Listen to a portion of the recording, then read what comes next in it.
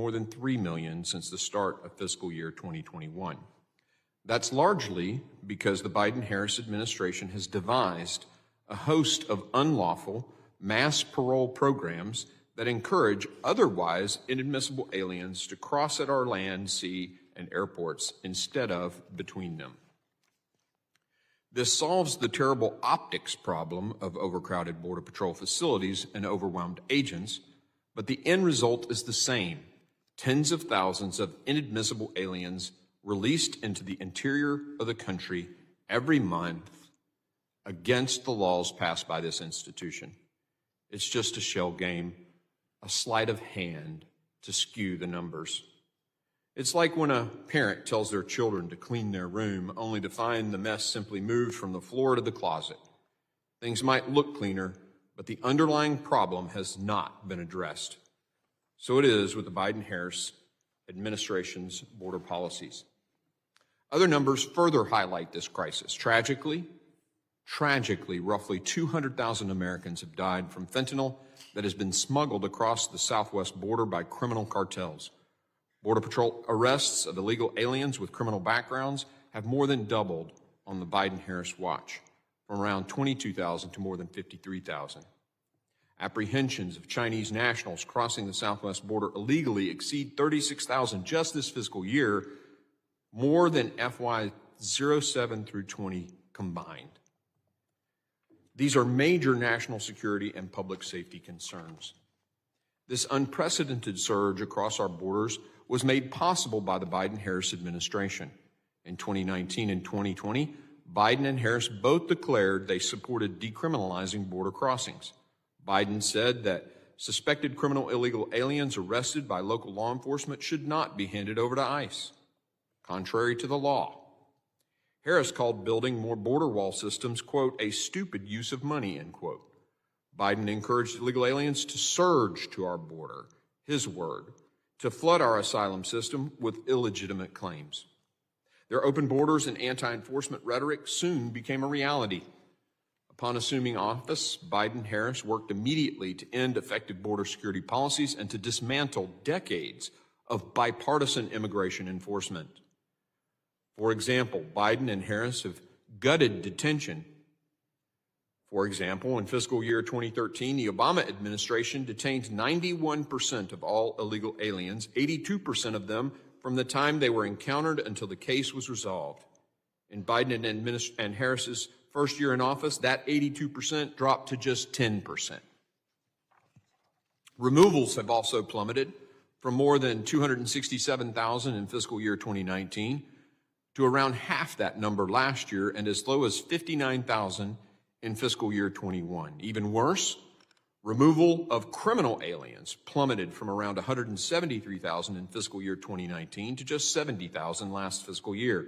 And just yesterday, prominent border correspondent Ali Bradley reported exclusive ICE figures showing that since Biden-Harris administration ended Title 42 in May 23, the administration has only removed around 23% of all inadmissible aliens encountered. Despite the limitations put on them by the leaders, the men and women of CBP and ICE have continued to perform their jobs above and beyond the call of duty, and I commend them for their unwavering service to the nation. Yet they know it's not supposed to be this way. Today, you will no doubt hear more blame shifting and excuses by my colleagues across the aisle, but all of it is meant to mislead. You'll probably hear about the recent drop in illegal border crossings between ports of entry along our southwest border. However, this does not account for the thousands of inadmissible aliens coming in daily through the ports of entry under the scheme I described earlier, nor does it undo the damage done by the millions that have come in over the past 3.5 years. This evidence also suggests no connection between Biden's recent loophole-ridden executive order and these new numbers, but rather stepped up interior enforcement by Mexico. And as we saw recently, that enforcement is waning, with the Mexican government now busing CBP-1 appointment holders from the southern Mexico border straight to the southern U.S. border. Coming almost 4 years into this self-inflicted crisis, the administration's action is much too little and far too late. For numerous families across the country, like those of Rachel Morin, Laken Riley, Joycelyn Nagunri. The damage will never be undone. You certainly won't hear how the Senate's border bill, which just a single Republican helped write, would have made the crisis worse. It would have only allowed tough restrictions once encounters passed several thousand per day, mandated mass releases through non-custodial detention, improperly expanded the use of parole, and more. It was a terrible bill, one that was roundly criticized by former heads of CBP and Border Patrol and ICE. Today's hearing is about getting the unvarnished truth from Americans who have been forced to live out the Biden-Harris open borders nightmare in their own lives. This administration has completely undermined border security through a host of policies and decisions that have overwhelmed and sidelined the Border Patrol. Biden and Harris have gutted ICE's ability to conduct immigration enforcement in the interior, making it harder to detain and remove illegal aliens, including criminal illegal aliens. And innocent Americans are suffering as a result. The story you will hear from Patty Morin today is sadly just one of tens of thousands of stories of pain, suffering, and preventable tragedy. What you will hear from Jim Desmond is the account of a major American city that has been overwhelmed and overrun. It does not have to be like this. Later today, my committee will release a comprehensive report documenting in even more painful, objective detail how Biden, Harris, and their administration have thrown open our borders and the chaos that has resulted. I encourage all Americans to read it at homeland.house.gov.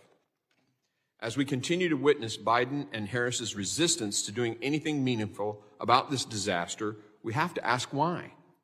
Why did they let this crisis take place, and why have they let it continue? I hope this hearing provides some answers and inspires President Biden and Vice President Harris to do what they so far have refused to, end this crisis and secure our borders. I now recognize the ranking member, the gentleman from Mississippi, Mr. Thompson, for his opening statement. Thank you very much, Mr. Chairman. I welcome our witnesses this morning. Before I start, I want to begin by expressing my appreciation to the Secret Service for their work protecting President Trump over the weekend. There's no place for political violence in our country, and I'm thankful former President Trump was unharmed. Turning to today's topic, I want to start by discussing the situation unfolding in Springfield, Ohio. In recent days, the Springfield community has received at least 33 bomb threats against schools, hospitals, and city facilities because of false rumors about Haitian immigrants abducting and eating pets in their community. Elementary schools have been evacuated, residents are understandably shaken, and Governor Mike DeWine has deployed state troopers to reassure the community. The governor has tried to dispel the false rumors, saying, quote, "There's no evidence at all of anyone eating a dog or Haitian doing any of that. These Haitians that are there are legal. They work every day very, very hard," unquote. City officials have also repeatedly refuted the lies. Yet former President Trump and running mate J.D. Vance have pushed the false rumors, with the former president saying, quote, "They're eating the dogs, the people that came in, they're eating the cats," unquote. Apparently aware the rumors are false, J.D. Vance nonetheless tried to justify, quote, "creating stories," unquote, on the matter. Anti-immigrant rhetoric and racist tropes should have no place in our public discourse. They are un-American, and too often they have helped fuel real-world violence against immigrants and minority communities across the country. We recently observed the 5th anniversary of the Walmart attack in El Paso, Texas. A self-described white nationalist targeted a Hispanic community along the border, shooting and killing 23 innocent people and injuring 22 more. Tragically, similar violent ideology led to deaths of 10 shoppers in a predominantly African-American community in Buffalo and 11 members of the Tree of Life Synagogue in Pittsburgh. We have an obligation to be responsible with our rhetoric as we discuss border security and immigration. And then there is, in fact, a lot to discuss, from the Biden-Harris administration's successful efforts to bring down the number of unlawful border crossings to the ongoing need for congressional action to fix our broken immigration system and provide more border security resources. While you probably won't hear it from those on the other side, border encounters are at their lowest level in years. Since the president's proclamation on June 4th, encounters along the border and ports of entry have decreased by 55%, with Border Patrol recording the lowest number of border encounters since September 2020. The Biden-Harris administration has also removed more than 92,000 individuals to more than 130 countries and conducted over 300 international repatriation flights. Total removals and returns over the last year exceed the total removals and returns for any year since 2010. The administration has also decreased the number of people released from detention pending their immigration removal proceedings by 70%. Meanwhile, Customs and Border Protection has seized more fentanyl than the last 5 years combined, keeping the dangerous drug from reaching our streets. None of these administration actions are a substitute for congressional actions to fix our immigration system and provide resources to law enforcement on the border.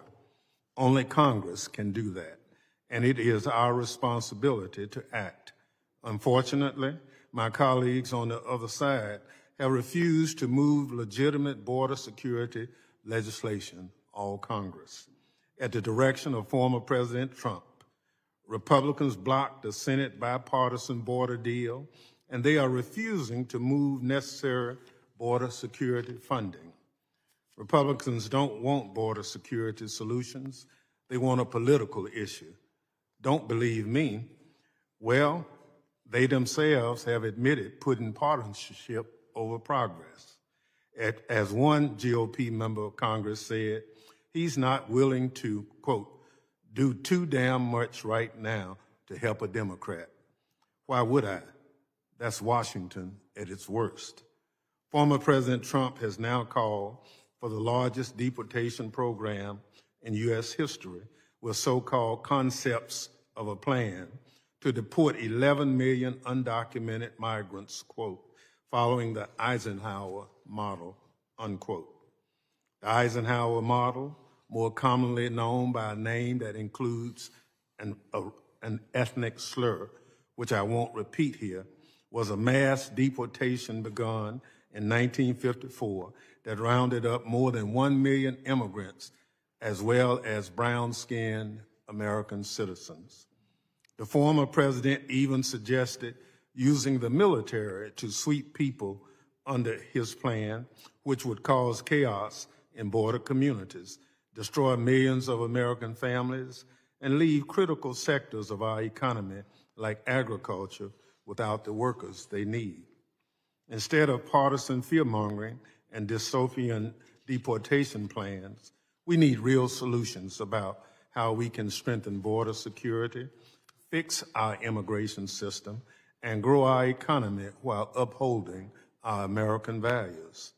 Sheriff Hathaway, an enforcement officer on the border, former DEA agent, and a fifth-generation Arizonian, I look forward to your insights today. I know you take great pride in your beautiful, safe community and have said that the immigrants who live there are family-oriented people of faith. I want to hear about what Congress can do to support you in your work. I welcome all of our witnesses and thank you for being here today. Mr. Chairman, I yield back. Thank you, Ranking Member. Other members of the committee are reminded that opening statements may be submitted for the record. I'm pleased to have an important panel of witnesses before us today, and I ask that our witnesses please rise and raise your right hand.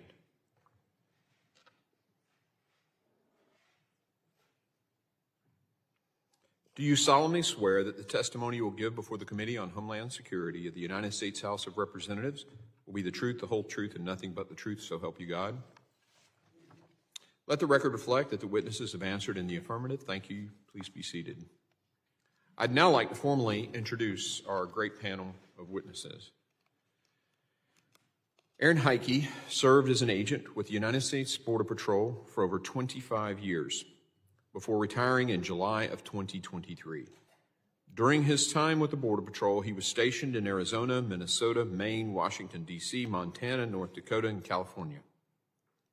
He held multiple positions to include Patrol Agent in Charge, Associate Chief and Deputy Chief Patrol Agent, before finishing his career as Chief Patrol Agent of Grand Forks Sector and San Diego Sector. Mr. Heike earned a Bachelor of Science degree in Criminology from the University of Minnesota at Duluth and a Juris Doctorate degree from the University of North Dakota School of Law. Ms. Patty Morin was born in New York City and has 6 children. She was a stay-at-home mom for 25 years and homeschooled her children. She returned to the workforce after the oldest child graduated high school and entered the mortgage banking industry for 6 years. She then pivoted and spent 10 years in retail management until she retired. She is currently retired and works part-time as an office administrator for a church while living in Maryland. She is the mother of Rachel Morin, who was tragically murdered August of 2023. Mr. Jim Desmond is a San Diego County Supervisor, a U.S. Navy veteran, and a retired 33-year Delta Airlines pilot and captain. The San Diego County Board of Supervisors oversees a region that spans over 4,200 square miles, and it includes 70 miles of Pacific coastline and shares a 60-mile international border with Mexico. With a population exceeding 3 million, San Diego County is the 5th most populous in the United States, presenting diverse challenges and opportunities.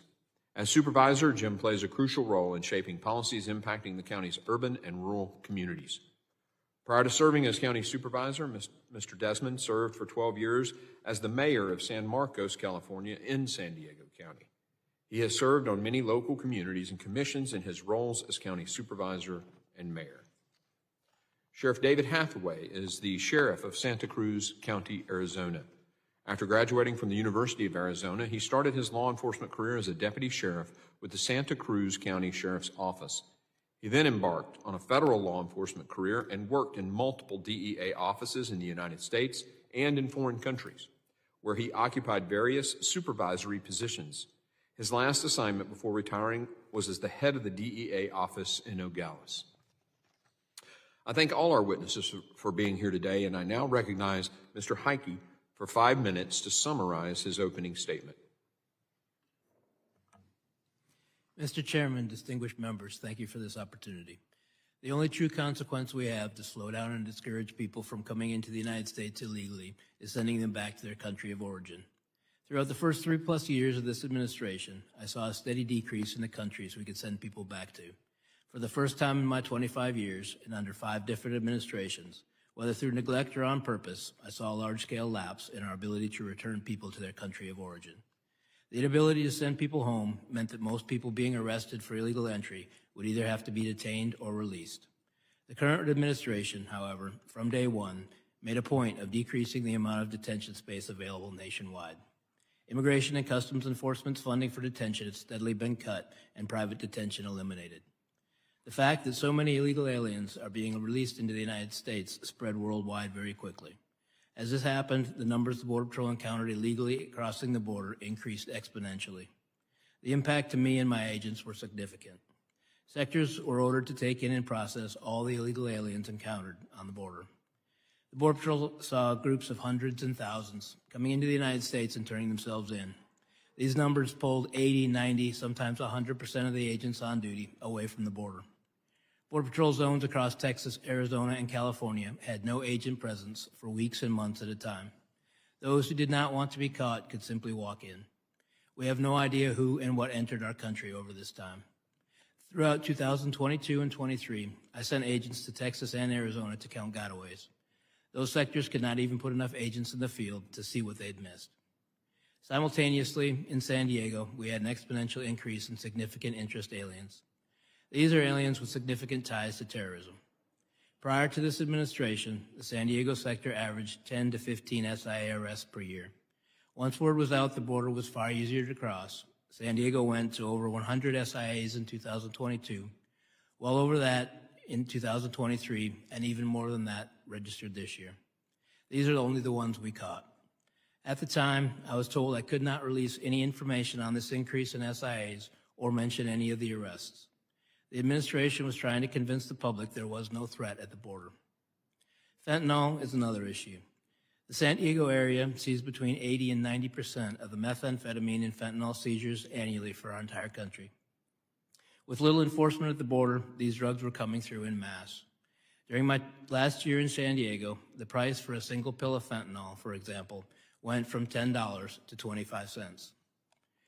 To make matters worse, during 2022 and 23, I had to shut down San Diego traffic checkpoints, which are critical for drug interdiction, because the resources had been diverted to the process and release mission. The large numbers also had and still have a negative impact on the San Diego community. I had to release illegal aliens by the hundreds each day into communities who could not support them. To quiet the problem, 2 flights a week were provided from San Diego to Texas. These flights simply brought aliens that would have been released in San Diego over to Texas. Each flight cost approximately $150,000. This was the administration's way to try and quiet the border-wide crisis. Once these flights were stopped and the releases continued, California saw the true economic impact. I received calls from the governor's office, local mayors, and hospital administrators asking me if we could keep injured aliens in custody so the federal government would pay the medical bills. Through pressure from the administration, my headquarters became more interested in the fiction that being portrayed in the media and not at all concerned with reality. Each time we asked for help in dealing with a new issue, it fell on deaf ears. At times in San Diego, we had 2,000 or more aliens sitting in between the fences asking to turn themselves in. I was told to move them out of sight of the media. Meanwhile, Border Patrol agents are continually forgotten and neglected by the media and this administration. These agents deal with death, women and children that have been raped, abused, trafficked, bought and sold, families that have spent months in terrible conditions, sickness, and despair. If you look at the dramatic rise in the number of suicides within the Border Patrol, it is directly correlated with the migrant surge. The agents have been pushed beyond their limit, and this has greatly impacted their physical and mental health. While current numbers of aliens crossing our border are lower in comparison in recent months, there's a reason for this. After nearly 4 years, this administration finally started to ask Mexico for help in slowing down the traffic through their country. This and other actions make a difference, but why has it taken so long? All of these tactics were being used before this administration took office, but this administration stopped or greatly limited them. I'm also concerned this will not be maintained. The problems we are facing at the border have solutions. These solutions can be quite simple and cost far less than the mess currently occupying so much time and money. The return to a policy of enforcing the law and returning illegal aliens to their home countries is required. Thank you. Thank you, Mr. Heike. I now recognize Ms. Morin for 5 minutes to summarize her opening statement. Thank you, Chairman, ranking members, and Congressmen. I appreciate this opportunity to tell Rachel's story. It started August 6th, 2023. I was in Kentucky. We had a grandbaby that had just passed away from sudden infant death. We got the phone call, and the phone call went something like this. Hello, Mom. There's somebody here that'd like to speak to you. Okay. Hello? Hello, Mrs. Morin? This is Detective so-and-so. There's no easy way to tell you this. We found your daughter's body. I had just learned a few hours earlier that she was missing. We didn't know she was missing. She went on a trail in our town that's very public, very small, and we've walked it for over 25 years. She grew up walking this trail. An illegal immigrant that was a getaway from El Salvador had waited for her on the trail. I was told that they grabbed her, dragged her through the woods, raped her, strangled her, murdered her. We were told that her body was blanketed in bruises. And I can tell you from looking at her when I went to the funeral home that it was probably the most graphic thing that I've ever seen. These murders are very horrendous. He then stuffed her into a drain pipe. So when the detective called and he said, "Mrs. Morin, we found your daughter's body. You know that she's dead." It was such a complete shock to our whole family. It took 10 months for them to find this a suspected illegal immigrant. They used DNA because this man had attacked a 9-year-old and her mother in Los Angeles.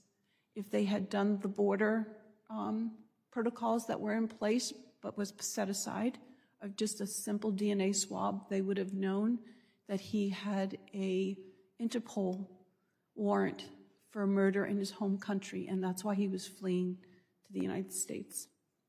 They say that the borders are safe. We live 1,800 miles away from the southern border. They're not safe. They're not safe. If you have a sanctuary city in your state, you're not safe. I just traveled up to New England. That's where I hail from, so I could just go get some rest. And I was surprised by the amount of immigrants from the Sudan and Congo, tens of thousands that are up there. We have them coming in our northern border. We're not safe. And I just hope and pray that you will listen to what we have to say. I'm trying to make my statement as short as I can so I don't cry. Rachel was, when she was a little girl, she was like a little Spitfire, tiny little redhead. As an adult, she was this like vibrant, vivacious, outgoing person. Everybody just loved to know her. She was so compassionate and kind. She had a stammering problem, so she understood what it was like to be made fun of as a kid. So she was very compassionate towards people. She was a mom to 5 children. She was a businesswoman. She liked to exercise. She's the American mom. And she's not the only one in our cities that have been murdered. There was another murder by an illegal immigrant from El Salvador that happened a year before. And that person was just pleaded guilty to 4 murders, 2 rapes, and numerous other crimes. They are bringing criminals into our country. They are allowing them into our smallest towns, and our people are dying. There is a video that we'd like to play.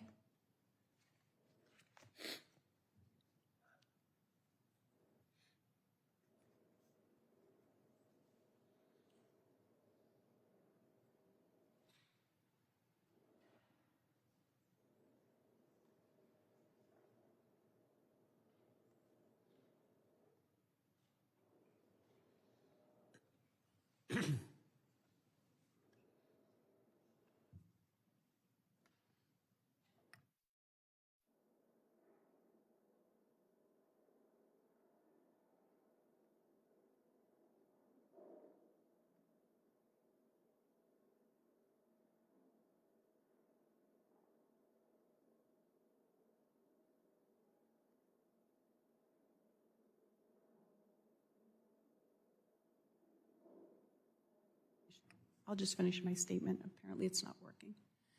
So I just want to take the time to thank you for allowing me to be here and to speak my daughter's story. And I had planned other things, but it is what it is. Well, hopefully we get it. Are we close to getting it figured out, your team?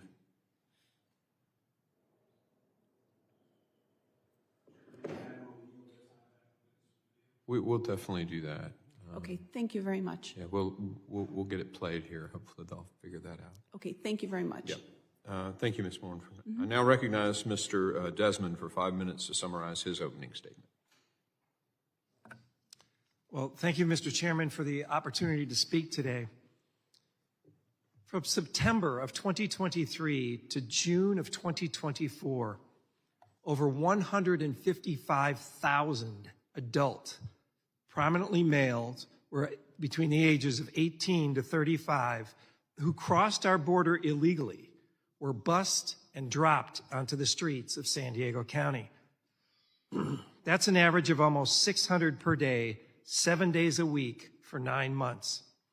No community, no county, no country can sustain that type of an invasion of people crossing our borders illegally and being released into our communities without proper screening or vetting. I saw firsthand large vans and buses driven by Border Patrol agents pull into a San Diego County transit station and unload hundreds of people at a time. People who had just hours ago illegally crossed our borders, stepped off a shuttle and were free to go into our communities, ahead of anyone legally trying to enter our country.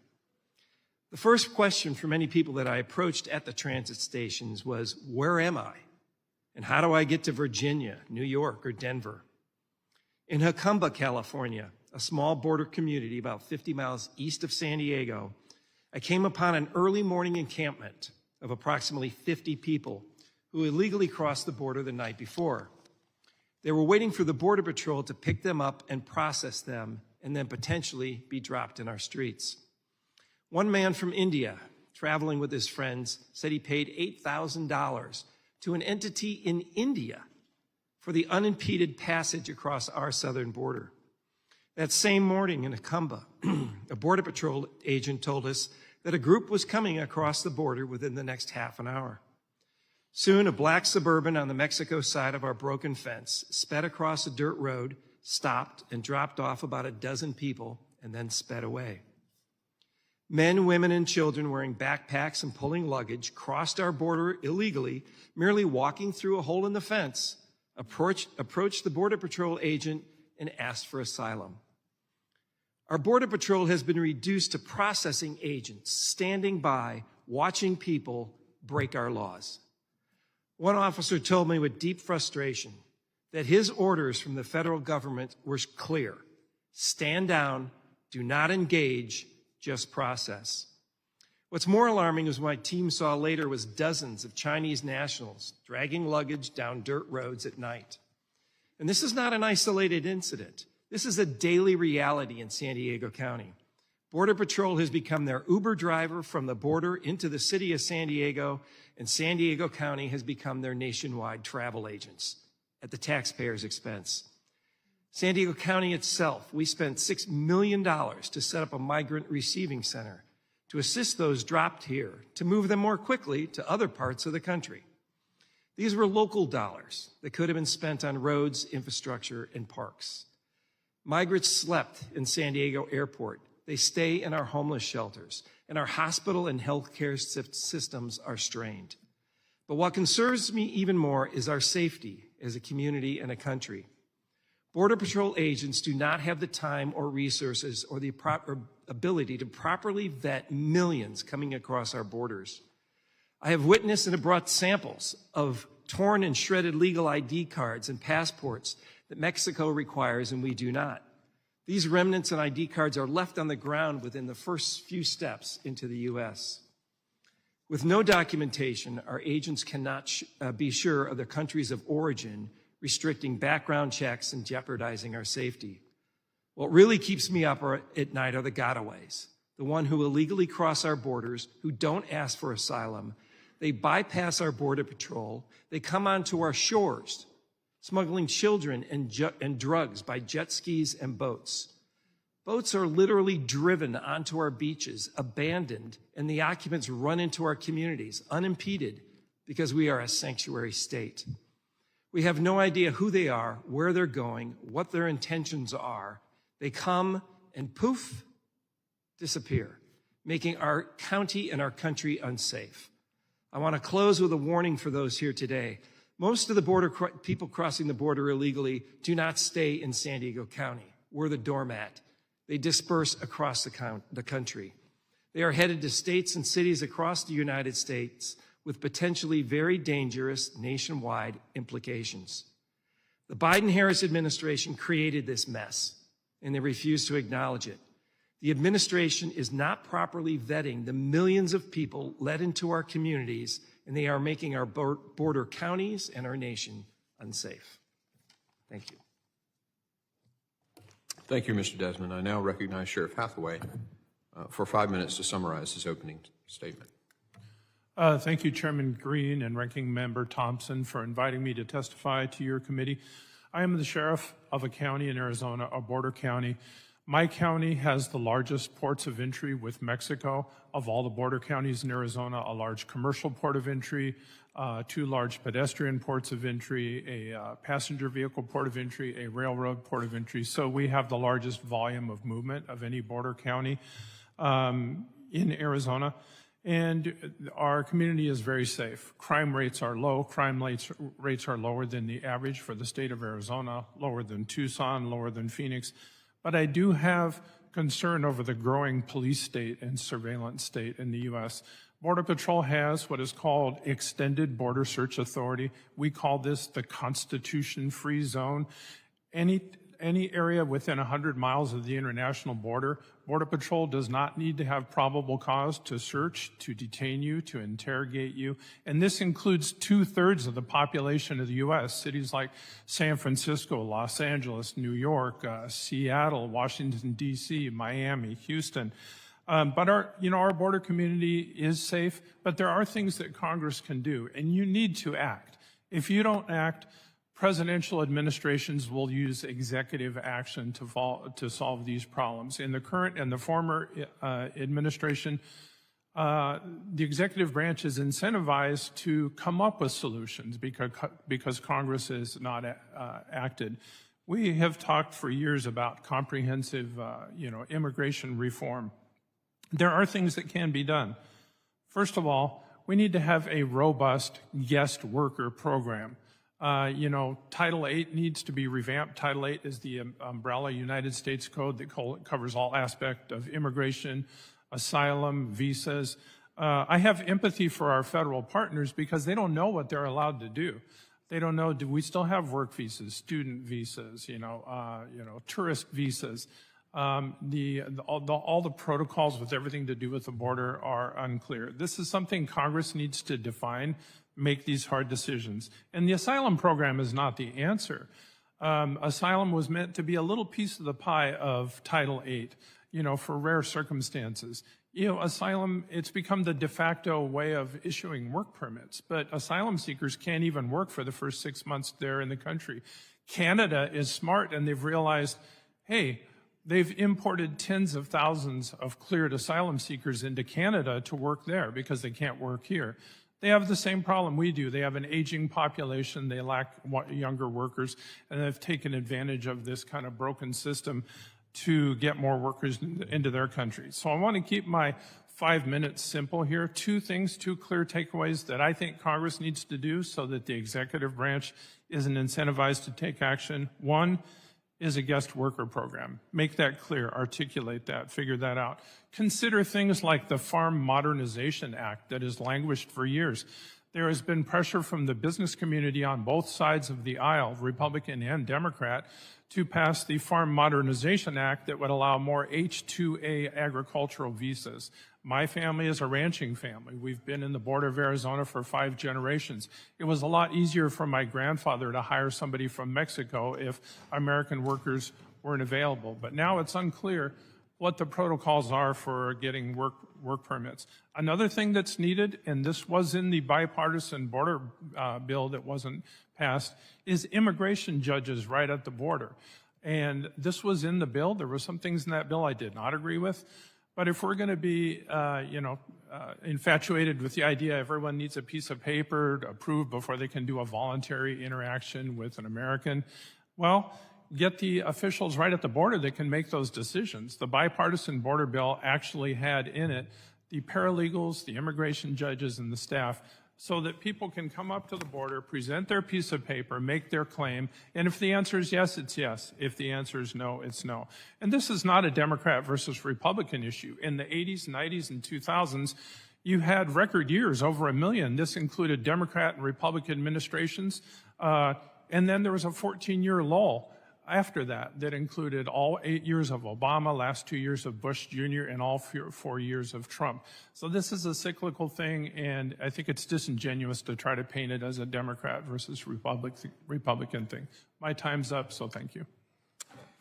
Thank you. Members will be recognized by order of seniority with an exception granted due to some scheduling issues today as necessary for their 5 minutes of questioning. An additional round of questioning may be called after all members have been recognized. I now recognize myself for 5 minutes of questioning. Mr. Heike, you served as the last job, you were the sector chief of one of our 9 southwest border sectors. And I think you said you worked for 25 years in the Border Patrol under 5 different administrations. And looking at your statement, you said this was the first time under 5 administrations, whether through neglect or on purpose, I saw large-scale lapses in our ability to return people to their country of origin. You then went on and talked about detention and how detention bed space was intentionally decreased and private detention was essentially done away with. You said that word got out and then the masses came, essentially. I'm paraphrasing you. But I want to go back to your comment about whether it was neglectful or purposeful, because if you intentionally stop returning people, that's not something you just, neglect. And you intentionally decrease detention, those things that actually decrease the incentive for people to come here. That sounds purposeful to me. So would you answer? I mean, do you think it's neglect, or do you think this was purposeful, designed to be this way? I believe that the actions were purposeful, yes, sir. Many people don't understand that we can't simply fill a plane full of nationals from a certain country and fly them home. It takes agreements with that country. It takes diplomacy with the State Department to make those arrangements. And they're long-term arrangements. It takes diplomacy over months and years. But purposeful. But purposeful. Purposeful. Okay. So you mentioned, too, that there were massive periods of time when the border was just left completely open because the agents had to be pulled and you were directed to do this. And how long were those agents just completely off the border and miles of the border wide open? There were weeks and even months at a time between Texas and parts of Arizona and California. And I assume that's, we want to look at these 8 ISIS folks that were caught in New York. I guess some of them actually crossed at a crossing. They filled out the CBP-1 app, 3 of them, and came into the country and were going to blow up an LGBTQ place in Philadelphia.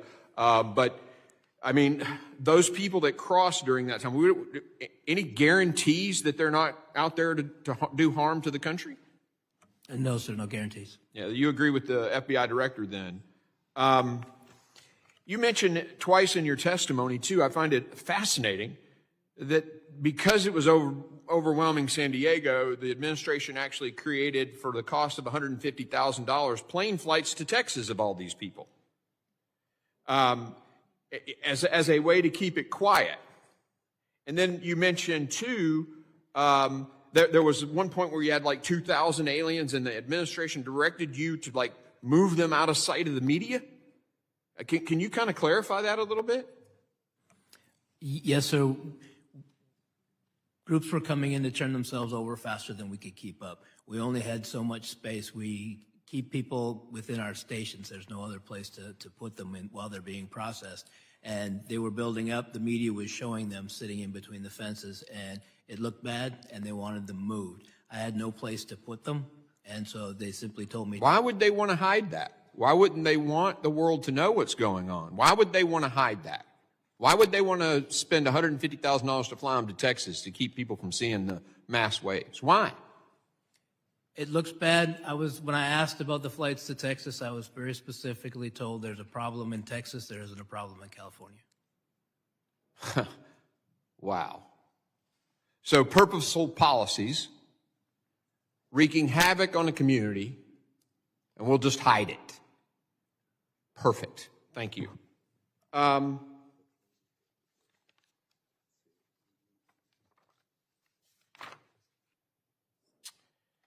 Ms. Moran, you've previously said that President Biden hasn't really showed any concern for anything the American people have voiced on this issue. It's like he's sitting in an ivory tower and we're just down here. He's not connected with the everyday person. Can you talk more about your frustrations with the administration and their handling of the border? Yes. Since my daughter's death, but also since we learned that it was an illegal immigrant that they've accused of murdering her, the Biden-Harris administration has not reached out to our family to offer condolences. And I've noticed that when speaking about the border policy, they would rather look in the other direction, kind of like a little kid. You know, if I don't see you, you don't see me. And I think that they are trying to avoid admitting that there is an issue, even though tens of thousands of people a day, women and children, are being attacked. Not all of them are in the news because some of them are not being murdered, they're just being attacked. I have people come up to me all the time because I know I'm Rachel's mom, and they'll say, you know, a guy came up from behind me, grabbed me around the neck, and tried to pull me down to the ground. But I got away, and I went to the police, and I told the police, and when they arrested the person, they found out that he had already attacked several other women. So it's happening on a daily basis. Not all of it is in the news. And so this issue is bigger than people think. And it's not just the southern border, because we're almost 2,000 miles from the southern border. It's every state, every county, every city. People are living in fear. And just because you ignore it and don't acknowledge it doesn't mean that it's not true. Thank you. I yield to the ranking member for his 5 minutes of questioning. Thank you very much, Mr. Chairman. Sheriff Hathaway, can you expound a little more on how you see the use of people coming to this country being integrated into the economy of our country, and whether or not you've seen a positive impact from their coming to this country? Yes, definitely. I'd be glad to. The people coming across are coming across to work. They're not coming as an invasion to import an army, to have a secret army embedded in the United States to attack America and attack American values. They're coming here to work. They're people of faith.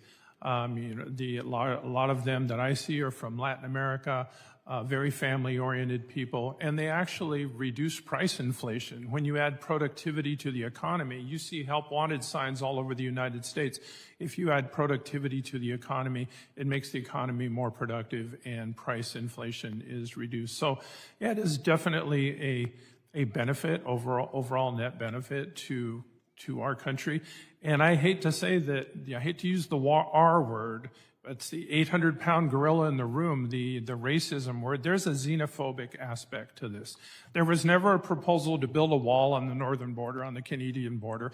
There was never any intent to aggressively enforce Title 42 on the Canadian border. So, you know, there is this kind of racist component to it that we kind of all ignore, but it's there smoldering in the background. So I represent an agricultural district, and if it were not for immigrant labor in that district, we would have difficult times. The majority of the farmers who utilize that labor, law-abiding citizens, but they will tell you that we can't gin the cotton, we can't harvest the potatoes, we can't plant the seedlings for trees. They're just tough labor. My contractors tell me that the labor necessary to do roofing and other carpentry kind of skills, it's difficult to get regular people. So I think we have to put some kind of comprehensive immigration package together. In the interim, we have to protect our citizens, and I agree with that. The Senate took the leadership to try to fashion a bill that I referenced in my opening statement. We didn't even get a chance to consider it. That's so unfortunate. The legislative process says you agree, disagree, and somewhere in the middle is an agreement. We didn't get to that point. Just for the record, let me say that in the last appropriation bill, we had 22,000 Border Patrol agents in there. A majority of the Democrats on this committee voted to support that. However, my Republican colleagues didn't. So I just think that if we want to help, let's give the men and women who work the border every day the resources they need. We continue to do that. We continue to support it. All of us have been adversely impacted by the criminal element. I was a county supervisor before I came to Congress. I understand the burdens you have, but I also understand that federal, state, and locals working together can overcome it. Immigration is primarily a federal responsibility, and we have to do what we need to do to make that happen. Some of us vote to put the resources there at every opportunity, but the politics override reality, and that's the challenge that a lot of us have. So I look forward to legislation being put forward to this body that we can continue to address the fentanyl challenges that come. My sheriffs talk to me about it, but we have to put things in place to offset it. Mr. Heitley, the challenge for removal is we are a nation of laws. As you know, you work in the department. You just can't stop people and send them back. You got to give them that. And we've sent back more people during this administration than in recent memory. So we're trying. But if there are some things we can do, I look forward to working with my Republican colleagues on trying to make it happen. I yield back. Gentleman yields. I now recognize Mr. D'Esposito, out of order by request due to his time constraints, for 5 minutes of questioning. Thank you, Mr. Chairman. And if I may, I think the video that Ms. Moran wanted to play is available. I'd like to yield her 30 seconds of my time. Open borders are often portrayed as compassionate and virtuous, but there is nothing compassionate about allowing violent criminals into our country and robbing children of their mother. Joe Biden and his designated border czar, Kamala Harris, opened our borders to him and others like him, empowering them to victimize the innocent. Reset the clock to 5 minutes. That was really the committee's fault for not allowing her to play that. Mr. D'Esposito, I don't expect you to yield that. That was our failure. You're now recognized. Thank you, Mr. Chairman.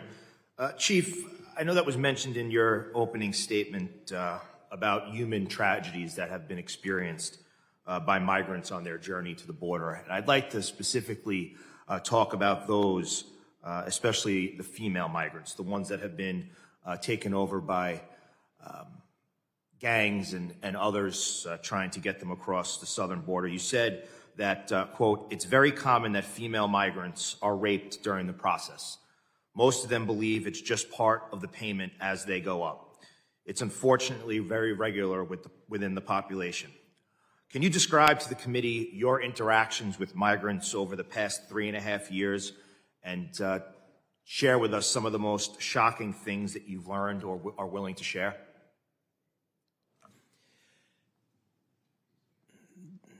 There's a number of them that I would.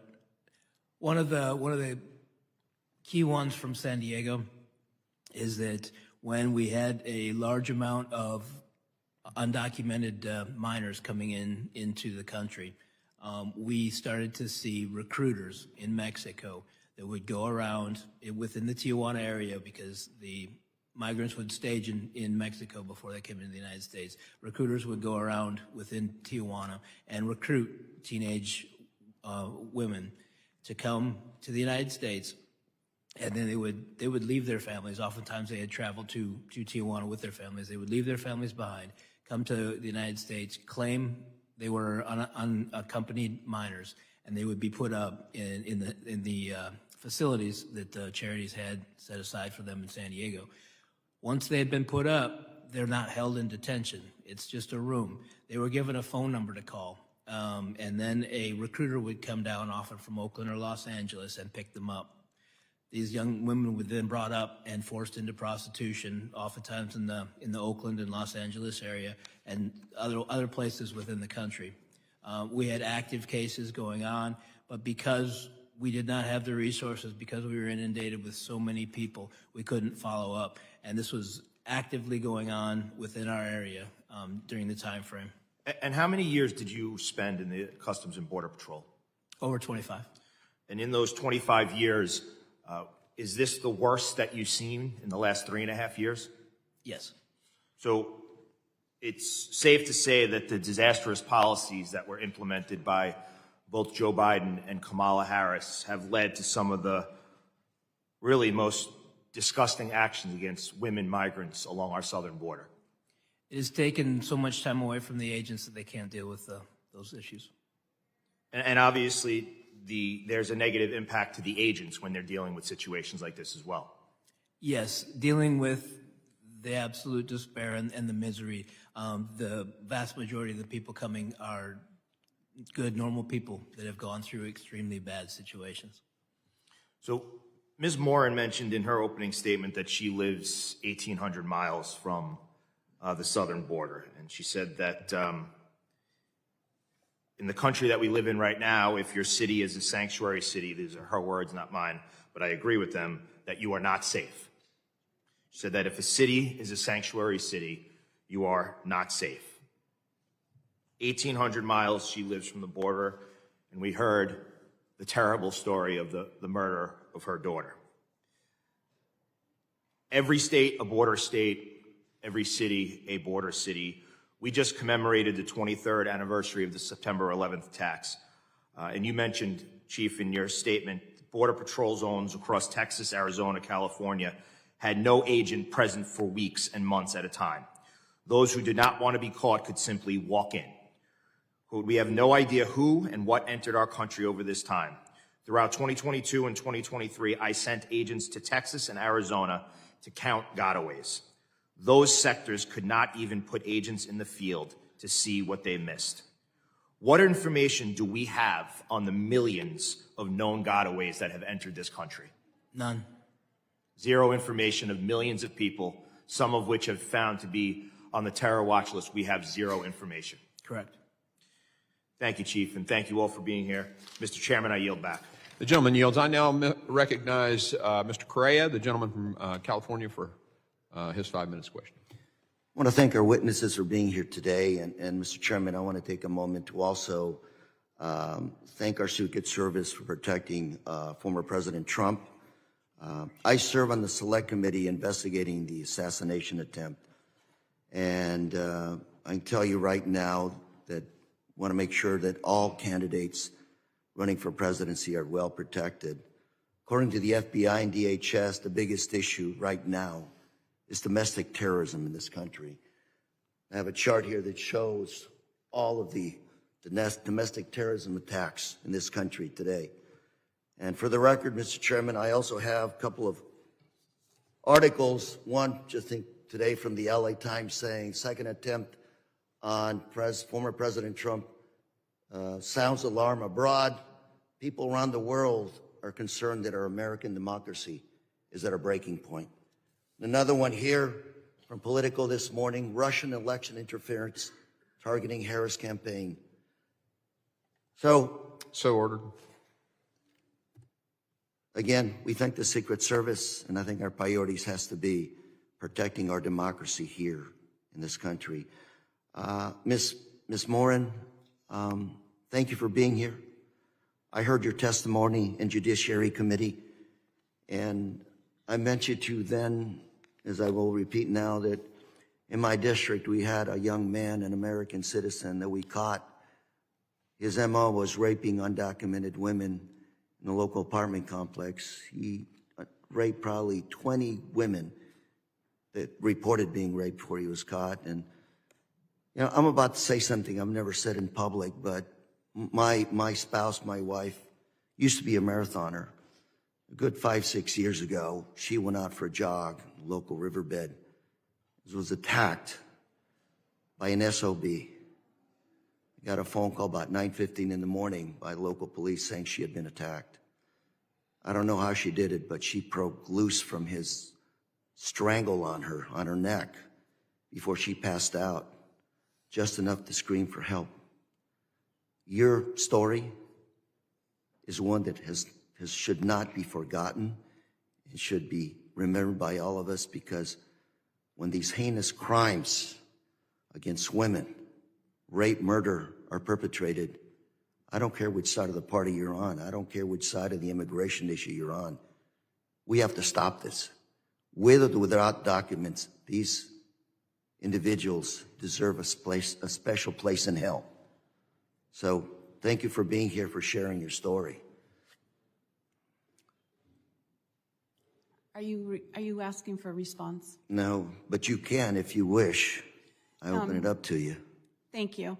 I just wanted to say, at the last hearing, when I shared about my past, it was because I wanted people to understand that I know what it's like to be a victim of violent crime that survived. And so I understand, probably more than anybody in this room, some of the things that my daughter endured. I also said in that statement that my grandparents immigrated here from Europe. My husband, his parents immigrated here from Europe. And I don't believe that the American people are against immigration. We're against illegal immigration. People should stay in their own countries, go through the process, and then be allowed into this country the way that my grandparents and my husband's grandparents. And I'm going to put all my notes aside that I wanted to talk about today. I have less than a minute left, but suffice it to say that I'm with you. I hope we can figure out how to address legal immigration to this country. Mr. Desmond, you represent an area in San Diego as a county. I was also county board of supervisor in Orange County. We have a lot of people that have been in this country 20, 30 years and can't find the front door. And we need to come up with a way of processing people to make sure that the MS-13 individuals from El Salvador don't get in. And when they're deported, they go back to jail in El Salvador, not only in the U.S. But that takes work from both sides of the aisle.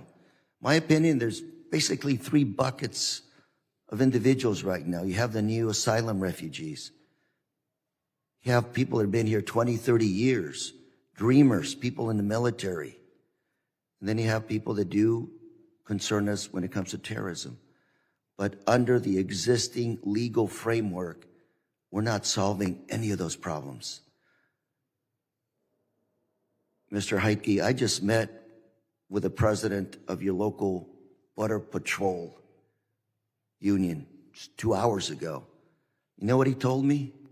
He said they don't even have enough resources at the Border Patrol to fix their vehicles when they break down. We have a lot of challenges, and fighting here is not going to solve them. Mr. Chairman, my time is up, but I thank all of you for being here today. Thank you very much. The gentleman yields. I now recognize Mr. Bishop, the gentleman from North Carolina, for his 5 minutes questioning. Mr. Heitke, you're now able to say what you're saying here today because you're no longer on official duty, right? Correct. You couldn't have made these statements when you were sector chief, could you? If asked a question, I would answer it. Right. But you wouldn't be at liberty to say whatever you wanted to. You'd have to answer questions. Yeah. Right. Mr. Hathaway, you're a sheriff, is that correct? Yes, sir, that's correct. Do you consider yourself a law enforcer or a lawmaker? A law enforcement officer or a lawman? In Arizona, we're called peace officers. The certification is peace officers. And I retired, like Mr. Heitke, as the agent in charge of a federal agency. And But yeah, now I am the elected sheriff. Did you say that if Arizonans passed their ballot initiative making border crossing a state law violation, that you wouldn't enforce it? That is correct. There's a issue ballot proposal on the November ballot, Proposition 314. Do you consider your role as a law enforcer to be to decide which laws you're going to enforce and which ones you're In not my going county, to enforce? 95% of the people are Hispanic. It would be I didn't ask you that. disingenuous of me to go I check asked you their about- documents and see I asked you about what you regard your role to be as a law enforcer. Do you believe you get to pick and choose which laws to enforce? A similar law was found unconstitutional in Arizona, Senate Bill 1070, and I know I would get sued Are you a for judge? racial profiling. Are you a judge? I know the history of the laws in Arizona, and there was a similar law thrown out. So you and do found believe you can pick and choose, even though you're not a judge? You have discretion. You have let me- discretion on what to enforce. Let me ask you this. You joined in the debate that I've heard the rhetoric from my Democrat colleagues quite a lot, and their witnesses here who frequently assert that the problem with the border is that we should have enacted the Lankford-Mayorkas bill. Now, you said you liked some parts of it. You liked the fact that it would have immigration judges and other staff at the border to make asylum decisions, right?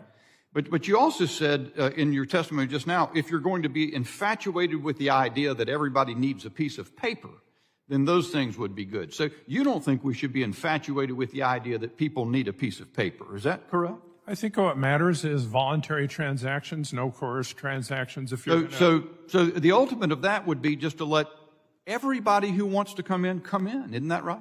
In other words, why do you need you say we need a guest worker program. That's what you think is necessary. Why do we need a guest worker program? Why not just let everyone come in who wants to come in? because the asylum program is not working. Well, no, Never okay, so intended to you're work. saying you don't want to be infatuated with a piece of paper at all. You want to just let them come in. Isn't that right? If we're going to have people doing processing, they should address the need. Well, and the are need you is- saying, well, is you're guest saying workers. if. You don't think we should have anybody doing processing? No, if we're going to have people doing processing, they should issue work permits. That's what people are coming in here for, is to work. Ms. Moran, I'm just wondering, as you sitting there next to the sheriff said that his community is safe. Well, let me ask you one more question, Sheriff. You don't think we have a border crisis? No, I'm investigating 3 homicides now. They all involve U.S. citizens or the suspects. My city is 95% Hispanic. Migrants, according to FBI statistics, are less likely to commit crimes than native-born Americans. They're less likely to go on welfare than native-born Americans. Ms. Moran, do you agree with what the sheriff just said? He said that migrants are less likely to commit crimes than Americans. Do you believe that to be true? No, sir. I think it depends on where the migrants are coming from. Yeah. If a migrant comes from a country where a hostile or chaotic regime has recognized that the United States has no effective border control whatsoever by intentional act of the presidential administration, then, and that regime decides to release a prison population or criminal population so that they'll leave and go to the United States, do you think past statistics about the criminal disposition of migrants is likely to remain static, remain the same? Doesn't it make sense that there are going to be more criminals if those populations are being released because of the recognition of what the administration has done to border security? Ms. Moran? Yes. I think that's common sense. I understand the argument's always made that we needed that Lankford-Mayorkas border bill. Well, here's President Trump's favorite chart, as he said, because as he turned his head, the assassin's bullet passed by, looking at this. But what you see on the left is what President Trump accomplished, and what you see from 2021 forward is what the current administration accomplished. I would suggest that anyone who says that that border bill that wasn't passed is cause and effect should learn what the idea of cause and effect means. Because you can accomplish either one of these results with our existing law. And the result of accomplishing what's on the right as opposed to what's on the left is a matter of will and a matter of people who think they're not law enforcers but lawmakers. I yield. Gentleman yields. I now recognize Mr. Ivey for 5 minutes of questioning. Thank you, Mr. Chairman. I'm not sure where to start. Wait, leave the chart there, please. And I appreciate my friend Mr. Bishop from North Carolina. I appreciate the passion and the intellect he brings to these sorts of debates and discussions. I did want to say this, though. I represent a district in Maryland, and Ms. Moore, you and I saw each other last week, and I'll come back to you in a moment, but a lot of my immigrants are from El Salvador, and I mean thousands of them. Our population has grown very dramatically in Prince George's County with El Salvadoran immigrants. And I want to challenge the suggestion that there are more criminal elements within the El Salvador immigrant community than the people who are already here in the United States. That's been the exact opposite of my experience in Prince George's County. And I was the state's attorney there for 8 years. I mean, I prosecuted these cases. And Ms. Moore, you may recall, I talked about a RICO case I did jointly with Rod Rosenstein, who was a Republican U.S. attorney. In fact, he ended up being Donald Trump's deputy, and then he was the acting attorney general in the Department of Justice. And, you know, there's an issue there for sure of crime that's committed. But I don't think it's fair to say that the people who are coming, by and large, are here to commit crimes. And I think I recall Chip Roy saying at one of the Judiciary Committee hearings that his sense of it was pretty much the same. People are coming here to work. They're not coming for asylum reasons necessarily, but they're coming here to work and be part of the American dream and live that experience. So thank you for the chart. I appreciate it. But I did want to say this, too. The lower parts of the numbers there, and I don't know what the colors mean or that sort of deal, but I was state's attorney during the previous stretch, so not during the Biden-Harris administration, but during the previous period. And we had to address criminal prosecutions during those times, too. And Ms. Moore, you may recall, and this committee knows because I've read Justice Kavanaugh's opinion over and over when we do these hearings, and that's that this system's been broken down for the past 5 presidential administrations for over 30 years. In fact, these issues predate the existence of this committee. But I did want to say this, and my colleague from North Carolina has left at this point, but he did raise the issue of the Langford bill, and I don't think it was a cure-all by any stretch. And I think at the last hearing when we discussed this, I want to say it was Chairman Jordan that raised H.R. 2. The problem with both of those bills is that they're not going anywhere. And I think we have a recognition, in fact, your testimony of everybody on the panel is that there's a problem with immigration that we need to address. The problem that I'm having with this hearing and the last hearing is that we're not addressing through legislation any of those concerns. Now, Ms. Moore, you may recall last week I said that legislative hearing wasn't a legislative hearing because there was no legislation connected to it that was going to move and address the problem. I'll say the same thing here, and I want to just make this point that I didn't know last week. The Judiciary Committee is going to have a markup tomorrow on legislation that we want to move to the floor to address current problems. None of those bills are going to deal with this particular issue. I think this committee is going to have a markup in the near future as well, and I think the same is going to be true there. If you don't like the Langford bill, you still have the power to bring it up and amend it, and you can change it. And as we saw with H.R. 2 when that came through, and H.R. 2 was the Republican bill, and the fact that it's number 2 shows that it's one of the highest priorities for the House Republicans. They marked it up. They didn't accept any of the amendments that we offered here in the committee, even though I think, a lot of them would have made the bill actually better and helped to address the problem. But I do want to end with this. As I said last week, I think that there are challenges and issues on both sides' positions. I think the way to address the issue is to find a compromise in the middle that actually moves legislation through.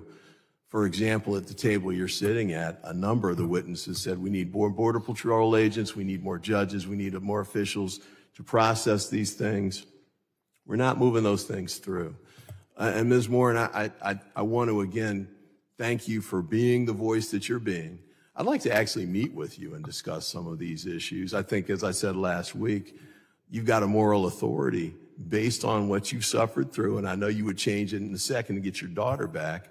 But I'd like to see us get something done, and we're not doing it with these kind of stage performances like this, but you're in a position, unfortunately, where you have the voice that can help move things forward.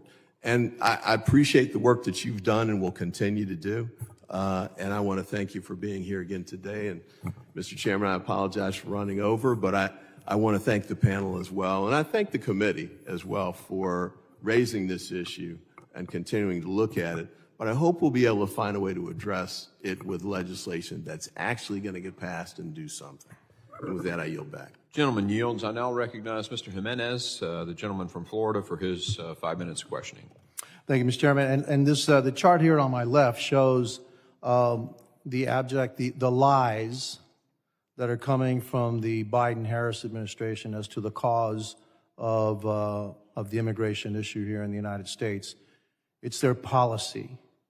You can see very clearly when policies changed, that's what happened to the border. There was no difference in resources. There weren't any differences in the number of personnel. It was the policies, 94 different executive orders from the Biden administration that caused what's happening at the U.S. border.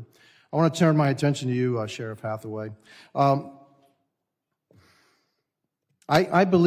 actually agree with you that most of the people coming through the southern border are here to work, try to make a better life.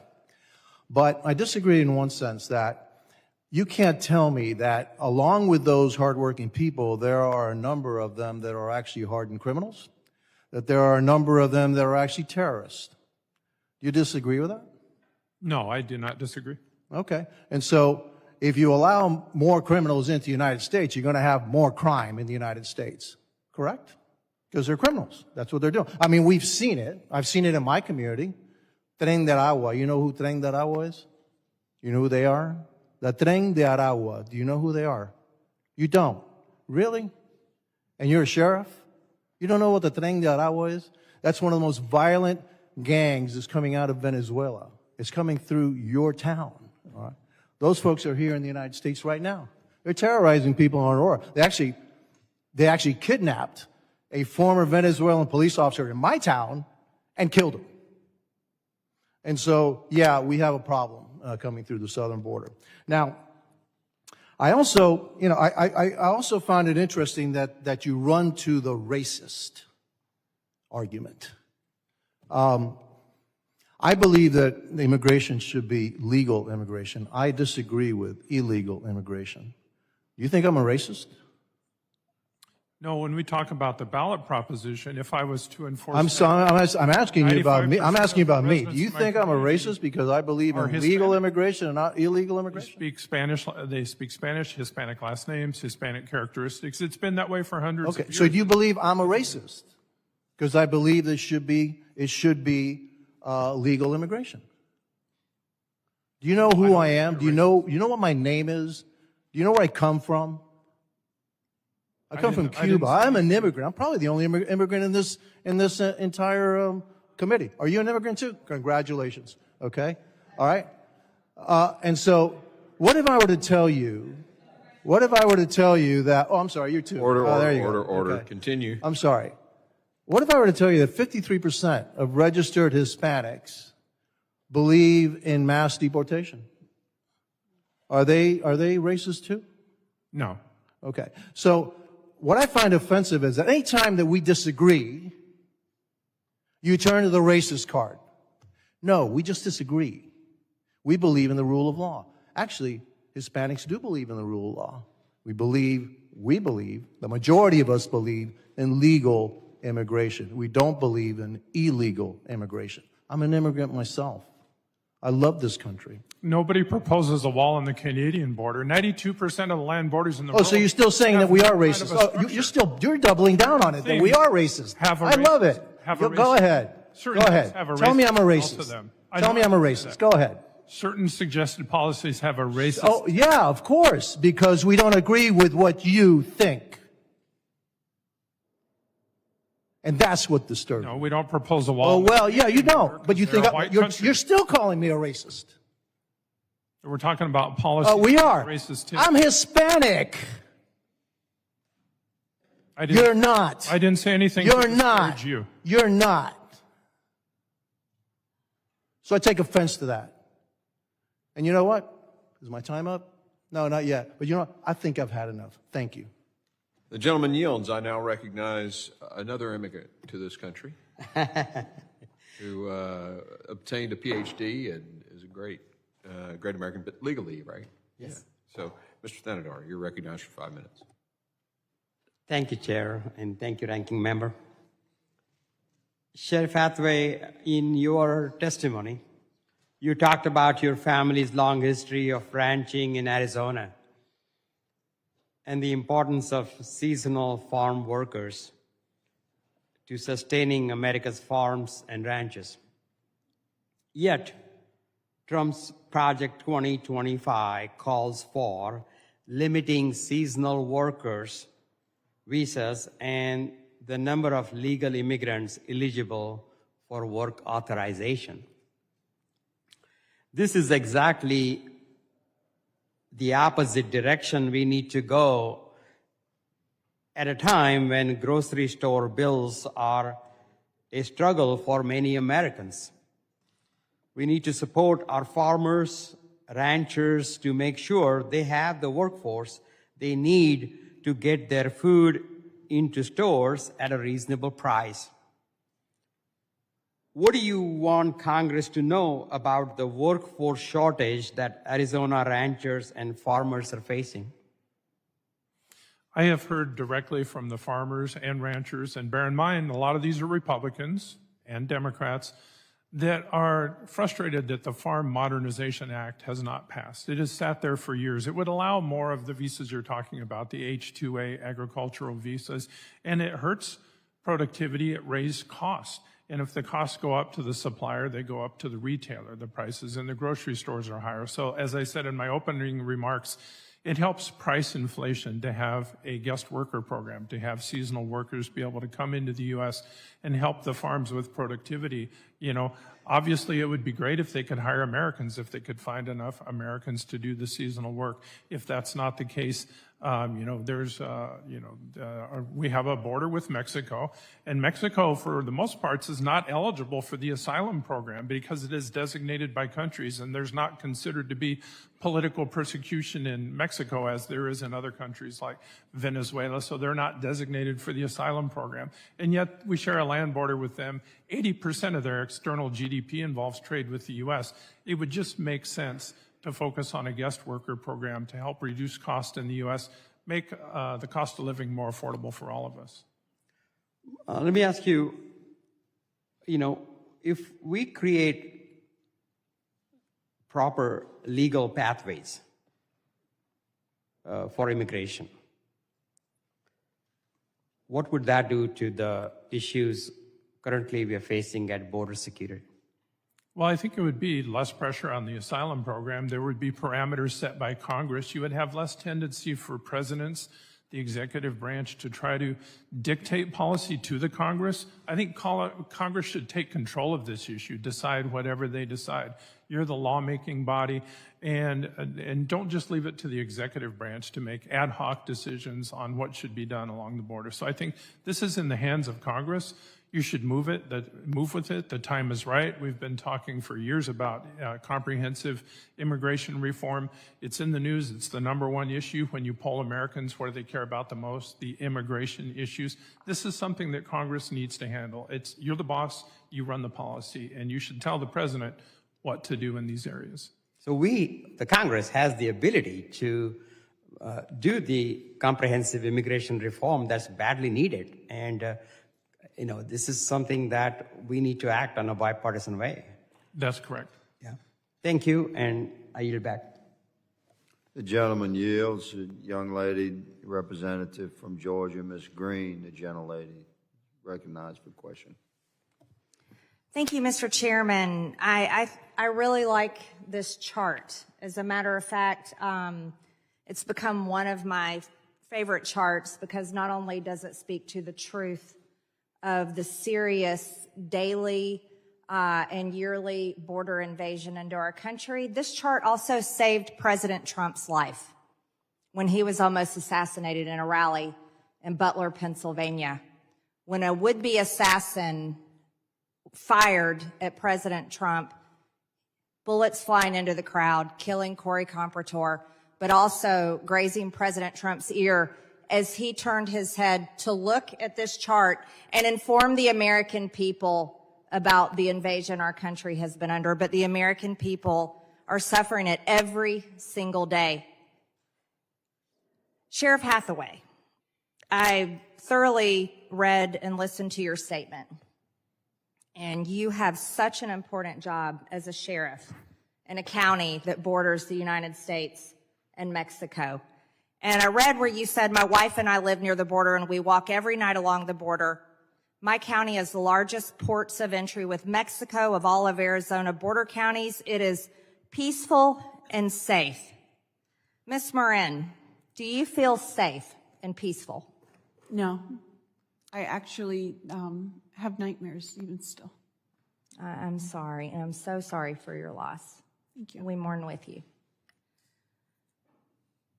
I was appalled when I read that, especially given the fact with your port of entry that's in your county, by the way, Sheriff.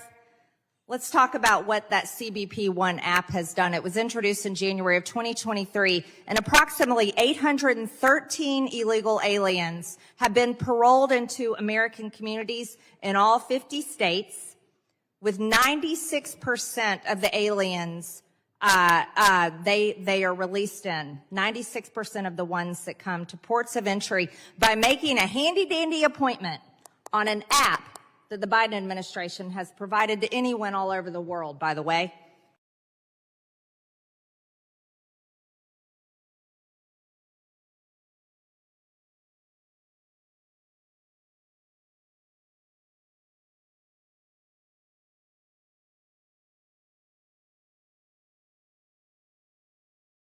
$530,000 inadmissible aliens have flown directly into U.S. airports. Maybe that's why you don't see a giant flow across your land, Sheriff.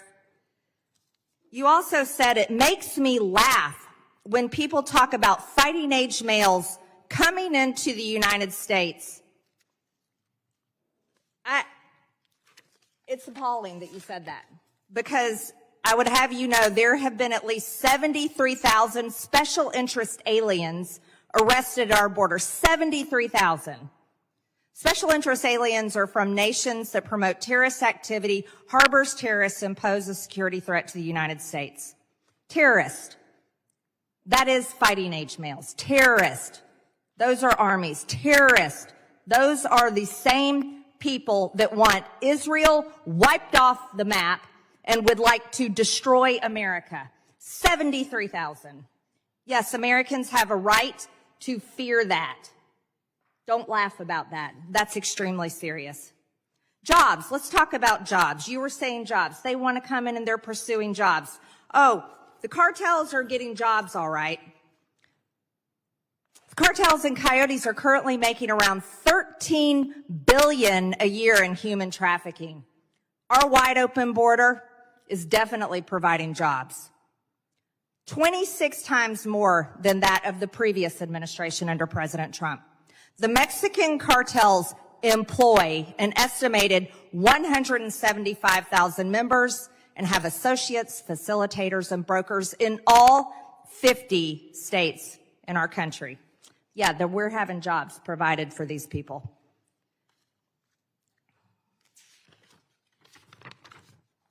You said certain policies smack of racism. For example, walls. I'd have you know, Sheriff, there are 77 major border walls around the world. 45 countries are planning and building more. Walls are not racist. Walls keep people safe. And this country is not safe. People are being murdered every day. The woman you're sitting next to's daughter was raped and brutally murdered.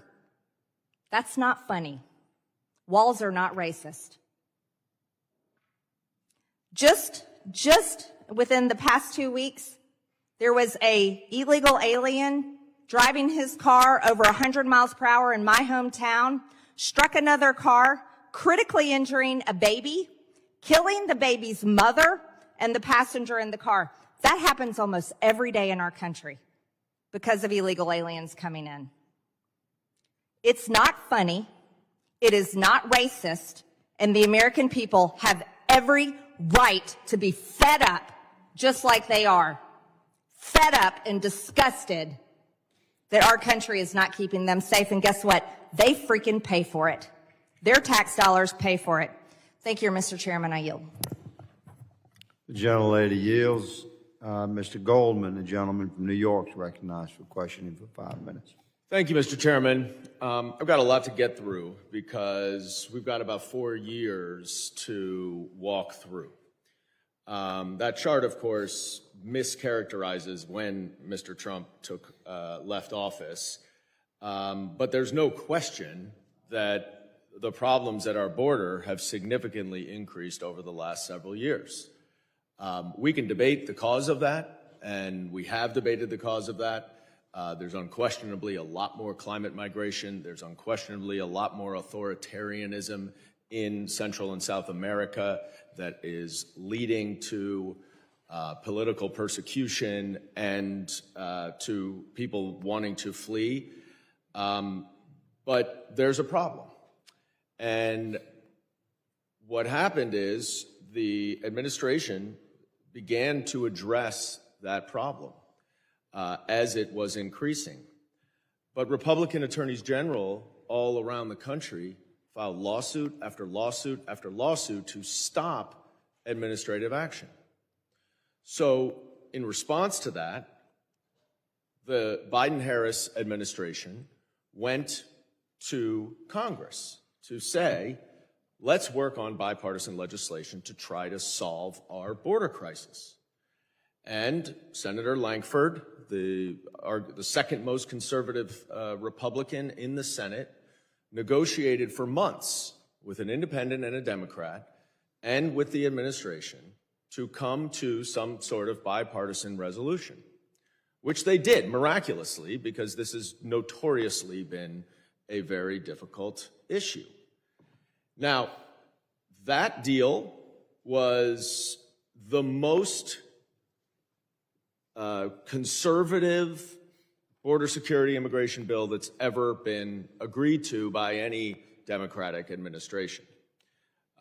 It had a number of different provisions, but I think most importantly would have dramatically streamlined the asylum process.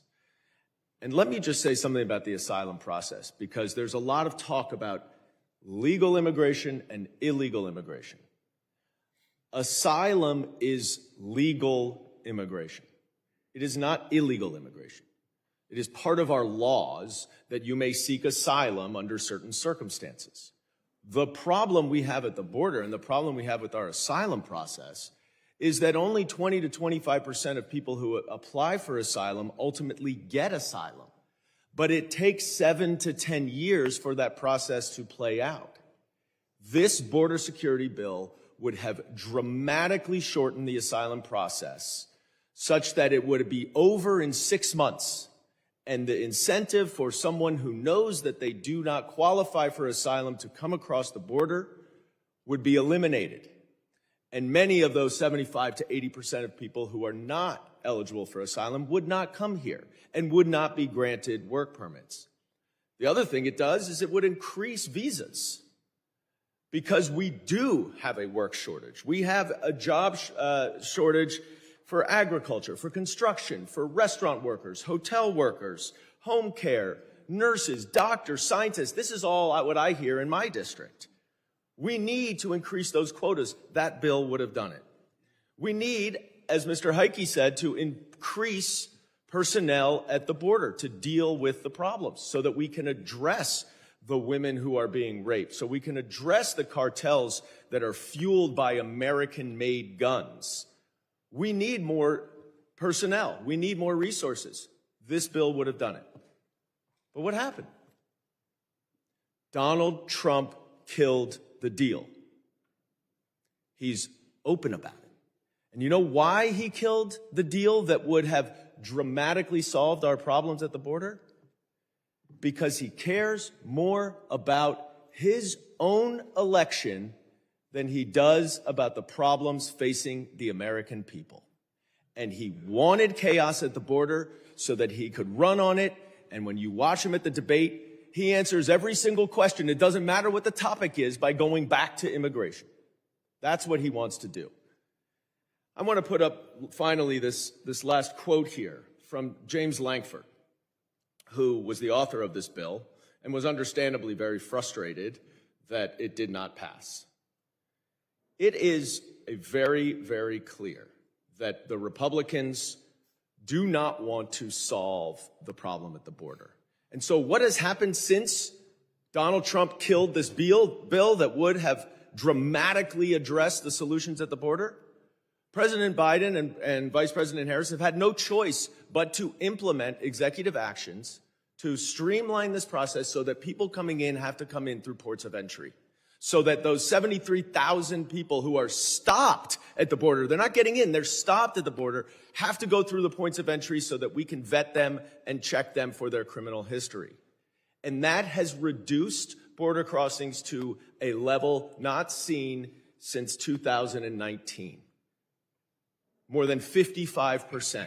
But that's not the solution. The solution is legislation, and the Republicans will not meet in the middle. I yield back. The gentleman yields. My. So here we are, a hearing to reflect upon 3.5 years of incredible injury that's been brought upon our country because of southern border policies enacted by the Biden administration White House. We had this thing under control, man. 2017, 18, 19, we learned a lot of lessons, but I'm going to tell you, by the time we were deep into 2019, I was here, I was on this committee. Before COVID, don't talk about COVID in 2020, we'll set that year aside. In 2019, we had this thing under control, America. Sheriff, it's the policies of the Biden and Harris administration that have flipped this thing. With no additional laws. Let me say I'm going to address the cartels who are watching. Pay attention. I'm talking to you now. With no additional laws, within 2 weeks of the inauguration in 2025, on January 20th, 2025, if President Trump is inaugurated, within 2 weeks, you're shut down. You'll bring no drugs into our country. You'll traffic no human beings into our country. You're going to have to revisit your business model. Take some of those billions of dollars you've sucked out of our country, like the lifeblood of our people, and go build a few more mansions on the beach, because you will not be running human beings and drugs into our country within 2 weeks of President Trump's inauguration next year. If things don't go that way, we'll see. If a different president is inaugurated, it's very likely you'll be able to continue your business model. And won't that be tragic for my country? But you'll still have the issues of me and men like me, because I'll be living on your 1 yard line. But if things go right, you're done. This will be your last Christmas sucking the life out of our country, dumping illegals across our border that you control, and flooding our nation with the poisons that are killing our children to the rate of 100,000 a year. Chief Heike, man, it's good to see you. You know, I made it a point in the years I've been on this committee to get to the border. I learned very quickly that I'd have my most productive codels on my own. And one afternoon a few years ago, I knocked on your gate, just a congressman with a backpack, and you were kind enough to let me in at the San Diego sector, and you spent several hours with me. That was one of the most informative days I'd ever had at the border, of many. So can you, sir, would you share with America, talk about the impact of the policies that were enacted beginning in January of 2021 on the men and women of Border Patrol that were under your command, in your own words, and I will yield sufficient time to you, sir. Just please talk about the impact of the policies that you felt, that your men and women felt, boots on the ground, on the border. Ultimately, and as I mentioned earlier with the detention and then repatriating people back to their nations, caused a continual release of illegal aliens into our country. As more and more people were released, more and more people came. Basically turned the Border Patrol agents into transport and care and feeding. It's all the agents have had time to do, and they're well aware of what they miss. The zones that have been empty, the vast areas across the border that don't have a presence because they are sitting in detention processing, or they are taking care of feeding people in processing. That constant awareness of what they're not able to do. They're not able to complete their national security mission. That mission is why they signed on to the job. That mission is what they do, and they're not allowed to get out into the field and do that, and that is what is destroying the morale across the Border Patrol. Chief, thank you for being here today. I thank all the panelists. Ms. Moran, God bless you, ma'am. We're sorry for your pain. We feel it with you. Sheriff, thank you for your service. Gentlemen, my time has expired, but my love for my country has not. I recognize the gentleman from California, our colleague, Mr. Garcia, for 5 minutes for questioning. Thank you, Mr. Chairman. I want to thank all of our witnesses for being here. Appreciate your time. Mr. Chairman, I'm wondering if I'm able to see your chart for a minute. Do you mind if I borrow your chart for a quick second, Mr. Chairman? Do you mind if I borrow your chart for just a quick second? Oh, I apologize. I had not heard you, my colleague, but of course, yes, sir. Thank you. If I can just... I only used the chart because Mr. Goldman said he didn't like it, so... Thank you. Well, so I just want to clarify this chart. I know that this chart was also been discussed by a few of my colleagues and Ms. Green and the chairman and others, but I just think this chart is important for us to actually look at this and actually be accurate. Right now it says that Trump left office at this point in the chart. That's actually not when Donald Trump left office. Donald Trump actually left office right here on this chart. And so, you know, when we're talking about charts, we should be very accurate when actual Donald Trump actually left office. And you can see that the actual immigration and what's happening with border crossings was already going up by the time Donald Trump left office. And so I think it's important that when we have charts, and I appreciate being allowed to use this one, that we're accurate about actually when this actually happened. So facts are really important. But I want to also add one more thing as we're talking about facts and things that are being said that are truthful, is we're having a conversation about immigration and the border. I want to go back to what happened last week during the presidential debate between former President Trump and the vice president. When he was asked about his role, which was brought up today, about killing the bipartisan border deal in front of the Congress, you know, instead of actually discussing that, of course, he went, the former president, on what I consider a kind of strange rant about Haitian immigrants in Springfield, Ohio. And I want to repeat what actually Donald Trump said. This is a quote. "They're eating the dogs, the people that came in. They're eating the cats." Continuing, "They're eating the pets of the people that live here. And this is what's happening in our country, and it's a shame." Now, I'm a cat owner and an immigrant. I take the safety and security of our pets very seriously. But this notion that Haitian immigrants are eating pets is not only xenophobic, in my opinion, but has caused real harm to the people of Springfield, Ohio. Now, the Republican governor of the state, the Republican mayor of Springfield have testified about it, and they agreed that the story was not true. Even the woman who created the original Facebook post, which started the rumor, has disavowed and made up the story. And in fact, today it was reported that she's actually apologizing for what she said.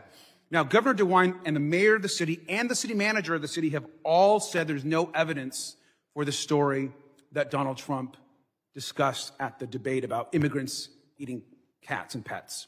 Now, a better use of our committee's time would be to investigate the right-wing extremism in bomb threats, which have closed middle and elementary schools in Springfield and targeted local officials. People are scared in this town because of these threats and these attacks against immigrants. Now, there is a real threat directly linked to the extremist rhetoric we are hearing. We know this to be true. And we know that Donald Trump is not the only Republican that is amplifying these claims about Haitian immigrants. J.D. Vance claimed, and I quote, this is just a real quote, "Reports showed that people had their pets abducted and eaten," end quote. That's from Senator Vance. He also claimed that there's been a rise of infectious diseases, even though the county health commissioner said, and I quote, "If you look at all reportable communicable diseases together for the year ending 2023, you will see that we are at the lowest rate since 2016. Now, on CNN this weekend, J.D. Vance said again, "If I have to create stories so that the American media actually pay attention to the suffering of the American people, then that's what I'm going to do." I want to repeat that. If I have to create stories so that the American media actually pay attention, that's what I'm going to do. We're creating stories about immigrants eating animals, which is quite a shame. And there are folks on this committee that continue to also peddle some of these, in my opinion, mistruths and attacks on immigrants. Now, Donald Trump and his allies, I believe, are trying to make the American people think that immigrants are strange or harmful or dangerous. I believe this to be truly un-American as an immigrant myself. I want to also close by just saying something that a CEO in Springfield actually said. The CEO said, quote, "I wish I had 30 more," in speaking about the Haitian immigrants. "Our Haitian associates come to work every day. They stay at their machines. They achieve their numbers, and they are here to work." That is the American story. Immigrants come here to work and to contribute, and I wish we'd stop attacking this important part of what our country is. With that, Mr. Chairman, I yield back. The chair now recognizes my good friend and the gentleman from Mississippi, Mike Ezell. Thank you, Mr. Chairman. I appreciate your leadership in highlighting the Biden-Harris administration's failure to secure our border. Thank you also to the witnesses who are here today for your time, and Ms. Moran for sharing your story and your daughter's tragic attack and murder. My condolences to you and your family. Unfortunately, there is a growing list of women and children attacked and murdered, and the current administration sits idly by. I agree with you that these deaths are 100% able to stop that. Chief Heike, we have heard in each testimony today that border agents who fearlessly defend and support our country do not feel supported or equipped to do their jobs they were hired to do. You said in your testimony, our Border Patrol agents have been reduced to mere processing agents, standing by as our laws are broken. Can you please share some more examples of how our law enforcement is undermined by this administration? There's, if you want trafficking, for example, within San Diego sector, San Diego itself sits obviously within California. California has State Bill 54, which makes it illegal for state and local law enforcement to have really anything to do with us, whether it be immigration or to assist us on the border. I mentioned an earlier trafficking situation. Trafficking within California, coming through California, is a serious, significant issue that goes throughout our country. But because of State Bill 54, state and locals are not allowed to call us when they run into these young ladies if they're in Oakland or Los Angeles, when they're trafficked up off of the border, or if they're run into as being transported through the state. On top of that, when all of the agents within the Border Patrol are inundated with processing, they don't have the chance to actually talk to the people that they're dealing with for more than seconds at a time. We run into rapes, abuses that go throughout the journey when people come to the United States, and we have the opportunity to talk to them to get them help once they arrive here. The agents don't have time to do that. They don't have time to do DNA testing, for example. The Border Patrol is under a court order to do DNA testing on people who are brought into custody.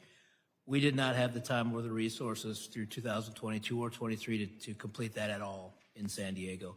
The equipment didn't even arrive. In often cases, the money that comes from the soft-sided facilities is another, all of this extra funding comes out of the Border Patrol budget. So our computer refreshes, our cameras, our software systems are becoming older and older. As one of the representatives mentioned, money to fix vehicles is limited because so much money is going to care and feeding of masses of people. This all impacts the agent's ability to do their job. It all impacts their ability to complete their national security mission. And on another note, many people don't realize how impactful Border Patrol agents are across all of the federal and state and local agencies. We send task force officers out through DAA Task Force, Safe Streets Task Force with the FBI. In my time in San Diego, I had to pull all the task force agents back in order to complete our processing mission. They're not there. Spanish speakers, Spanish is required within Border Patrol agents.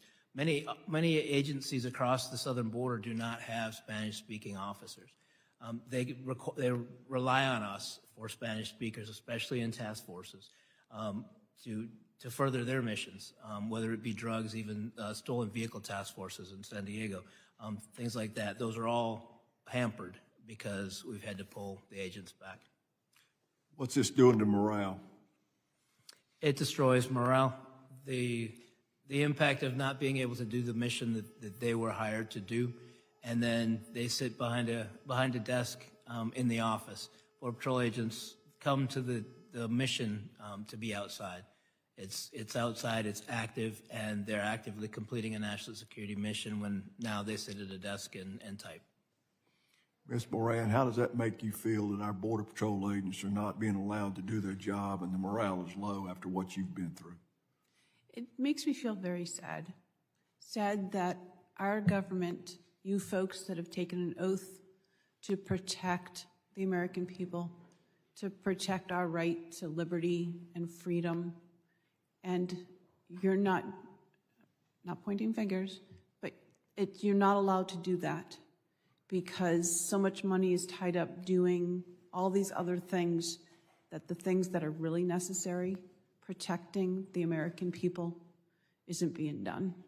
It gives the American people a feeling of hopelessness, that we don't matter, and that you folks are just going to continue with your partisan politics and not really take to heart the lives of the American people that put you in office to begin with.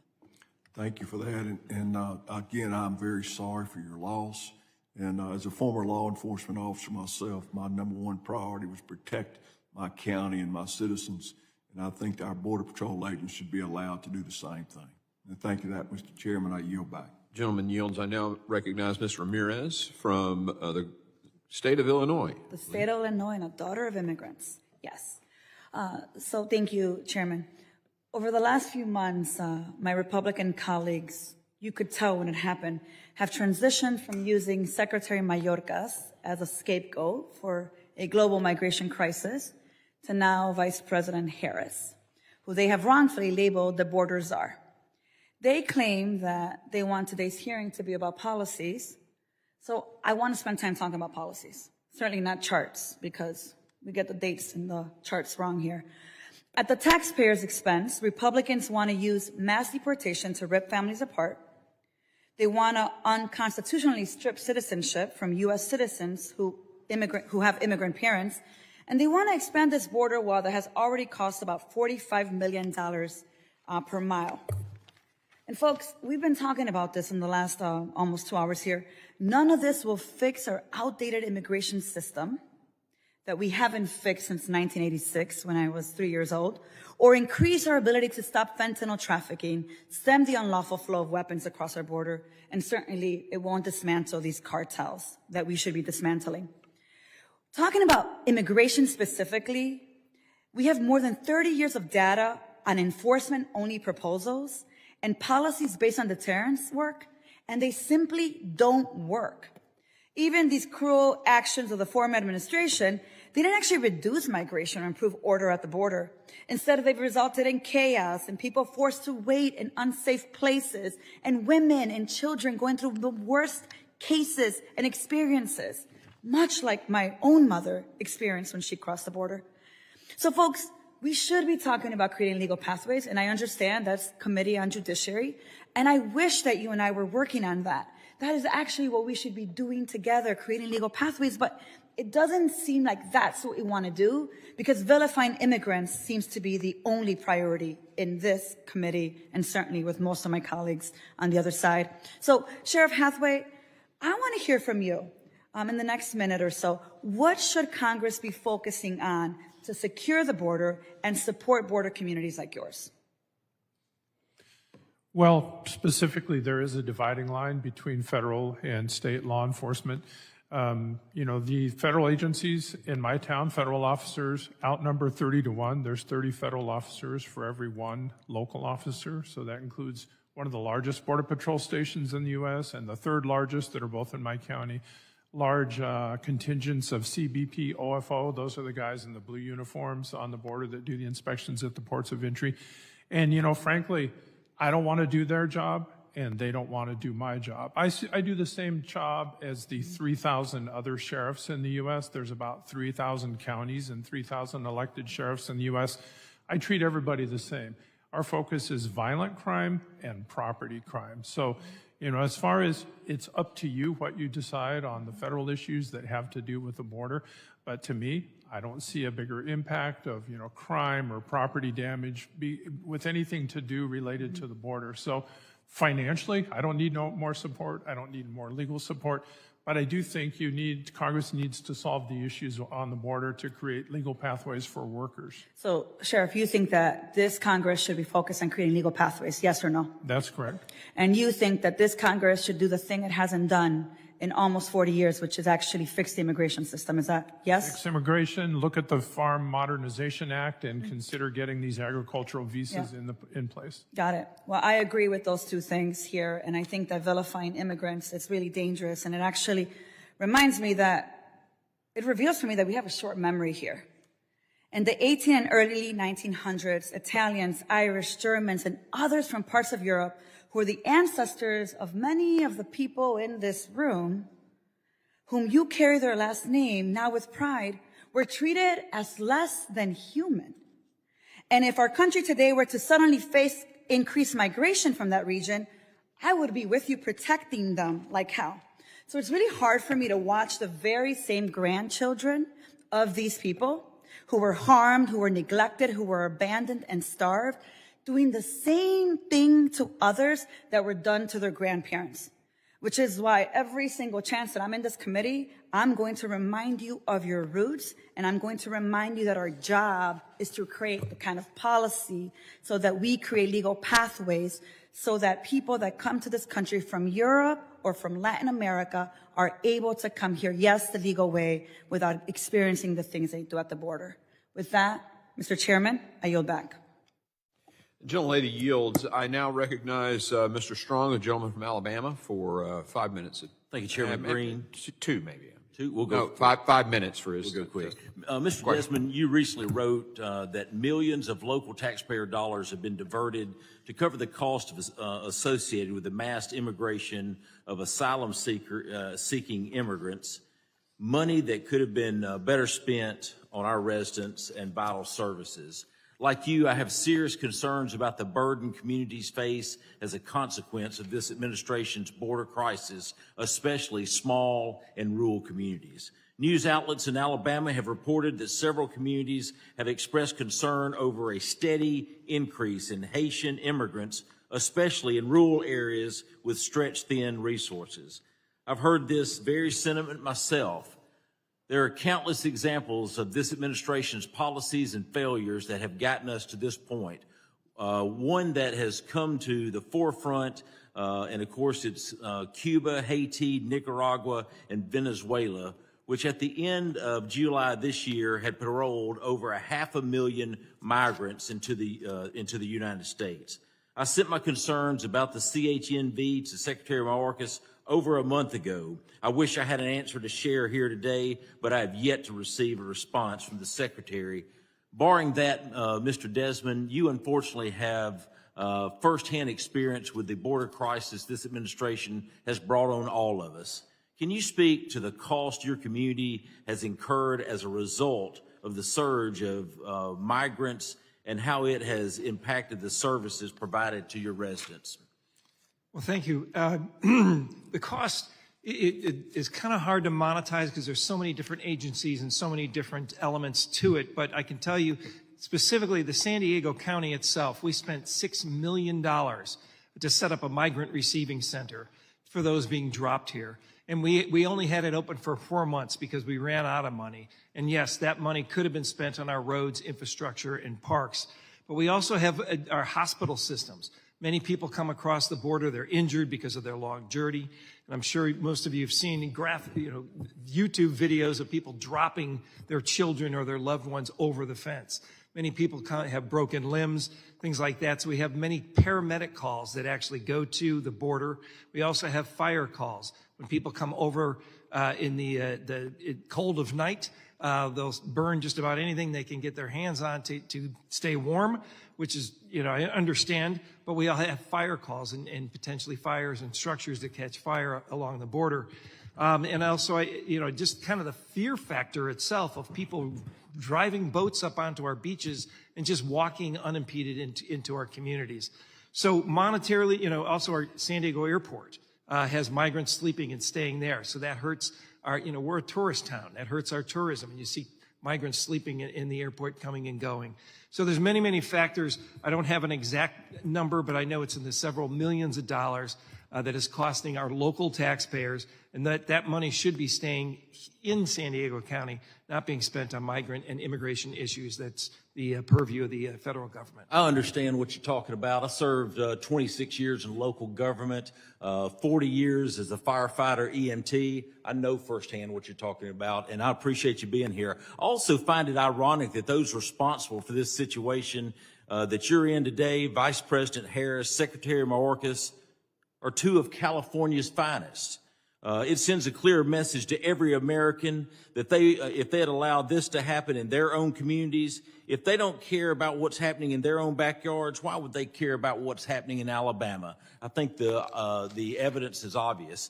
Mr. Desmond, you also mentioned witnessing mass street releases, which buses dropped off hundreds and thousands of illegal aliens at a time in your communities, many of whom have no idea where they are, where they're going, and it's not just happening in California. What advice would you give to other communities, local leaders, county commissioners, mayors, city councils facing this exact situation throughout our country?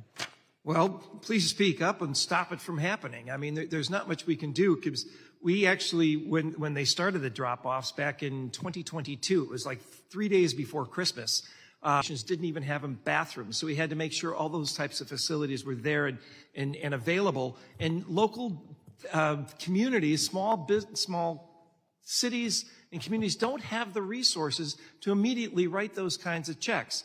So I beg and plead and ask, the federal government to stop this. And we all want to have an immigration system that works. And I take offense to the sheriff's racist comments made earlier. But we need a system that works. And I really think the focus should be on vetting the people that come across the border. Most people want to be here and they want to work here. I get that. But we got to be able to vet and make sure we keep the bad people out. Thank you. Would it be fair to say that the Biden-Harris administration's policies have better served the interest of criminal cartels than the American people? Yes. Mr. Chairman, I yield back. The gentleman yields. I now recognize Mr. Swazi, the gentleman from New York, for 5 minutes of question. Thank you, Mr. Chairman. Ms. Marin, I'm so sorry what you've been through. Nobody knows how you feel. Appreciate you being here and coming to talk to us like this. And Sheriff Hathaway, thank you for your service. Mr. Desmond, I can only imagine how frustrated you are as a local official. I was a mayor, I was a county executive, and this is all out of your control, and it's being dumped on you, and it's really frustrating. And Mr. Heike, thank you for your service for so many years. I know you've devoted your life to your job and your public service, and it must be so frustrating to you as well to see these things happening beyond your control. And we talk about the border crisis, but it's really a Washington, D.C. crisis, because this is not a new phenomenon. This has been going on for decades. And we can go back and forth about the numbers going up and down. You know, big impact on those charts is COVID. And when COVID is over, it started going back up again. And, you know, now the numbers are down because Mexico's enforcing a border because the president did his executive orders. So we got to figure out how to get Democrats and Republicans to work together to address the very real concerns that every one of you have. And that America, what you see in this room is what's happening all over America every day. And people are just like, what the hell are you guys doing? We're sick of hearing you just attack each other instead of solving the problem. So it's not one thing. It's not one or the other. It's both sides. We got to secure the border. We have to fix the broken asylum system. And we got to treat people like human beings. I mean, everybody wants that. I don't care if you're the Republican witness, the Democratic witness. Everybody wants those three things. Secure the border. We need more agents. We need more judges. We can build more wall. We can do more technology. We can do all the things we've heard the back and forth here today. We've got to secure the border. That's a very real thing that has to be done. Number two, we got to fix the asylum system. You know, asylum used to be like we were happy when the Soviets sought asylum in America. That was like, yeah, they're coming to us. They're not going to the other guys. Asylum, you know, you came from Cuba or from the Soviet Union. Like, yes, asylum. Now it's being abused by the cartels and by the organized crime and the coyotes and teaching people. You know, these people are all coming here because they want a better life. But we can't just let everybody in. But people are abusing the asylum system, and they're gaming the system, saying the right key words so they can get into this bureaucratic mess that takes 6 or 7 years to resolve. 85% of the people get denied ultimately, but people are abusing the system. We've got to fix the asylum system. We've got to change the standards with asylum. We've got to stop allowing asylum in between the ports of entry, which is what the president did in his executive order. It's what the Langford bill that we've heard about today, the Langford-Murphy bill, would have done. But they had these you had to get 4,500 people, and then the president's executive order is 2,500 people. Got to say no, just no asylum in between the ports of entry. Just stop it. Make you go to a port of entry or make you go to a safe mobility office somewhere else in the world. And number three, we've got to treat people like human beings. I don't know what your politics are, but most people think the dreamers who've been here 20, 30 years, and came as little kids, they should have a pathway, at least to legalization. TPS recipients, we invited them here after an earthquake or a civil war. Give them a pathway to citizenship, or don't even give them citizenship. Give them legalization so they don't have to worry about being deported tomorrow, so they can go to work. The Farm Worker Modernization Act, it's been negotiated bipartisan. Let's make the deal. We got both sides worked it out. The Afghan Readjustment Act. There's so many things that we've worked out to say, let's treat people like human beings. But we got to put these three things together. We have to stop. Every problem we face in America, and certainly this issue, is complicated. Nothing is simple. But you cannot solve complicated problems in an environment of fear and anger when everybody's just yelling and screaming at each other. You can only solve complicated problems when you get people on one side and people on the other side to say, I think this, well, I think that. Well, how about we do this? Well, how about we do that? And you try and find a compromise somewhere in the middle. That's what I know all of you want to see happen. That's what I think most people up here want to happen. I heard Mr. Heike, nobody paid attention to it. He said before, he said, most of the people are coming over are good people. Most of them just want to go to work. So let's fix this broken system that we've had for decades, stop the BS, and try and find common ground so that people like yourselves who are sitting there and saying to yourselves, I am so sick of these guys going back and forth. Can't they just work it out? That I know you're all thinking in the back of your heads, like everybody in America is thinking, let's work it out. Let's work together. Let's get it done. I'm prepared to do it. I know lots of Republicans are. Let's try and make that happen. Thank you very much. I yield back. I'm sorry I didn't ask you any questions, but I had to just say that. Thank you. Thanks. The gentleman yields. I now recognize the Vice Chair of the committee, Mr. Guest, for his 5 minutes of questioning. Thank you, Mr. Chairman. Sheriff, I want to thank you for being with us today and start a couple questions with you. I see in the statement that you have prepared, you talk about the fact that you not only are elected official there in Arizona, but live very close to the border, that you and your wife will often go out at night and walk there along the U.S.-Mexican border. I have before me from the CBP website some recent statistics about addressing border encounters along the southwest border and then breaking those border statistics down into certain sectors.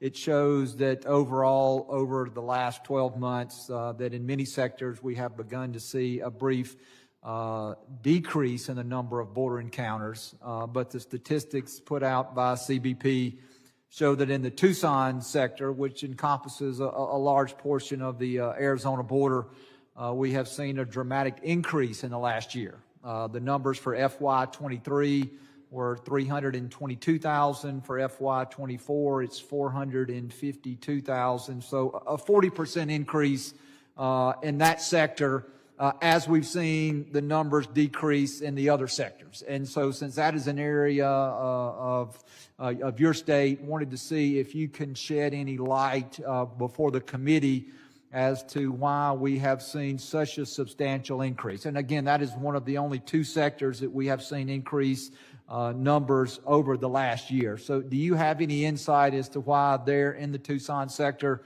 we've seen a 40+% increase in encounters within the last 12 months? Yes, as Ms. Taylor Greene alluded to, Nogales, which is in the Tucson sector, is the designated reporting accumulation area for the CBP-1 app.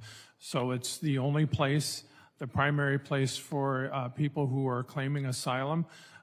They're told to go to Nogales, whether they show up in Ciudad Juarez, in El Paso, or Tijuana. They're told apply via the CBP-1 app and go to Nogales. So a lot of people go there, then they can't get their appointment. The appointment system is full.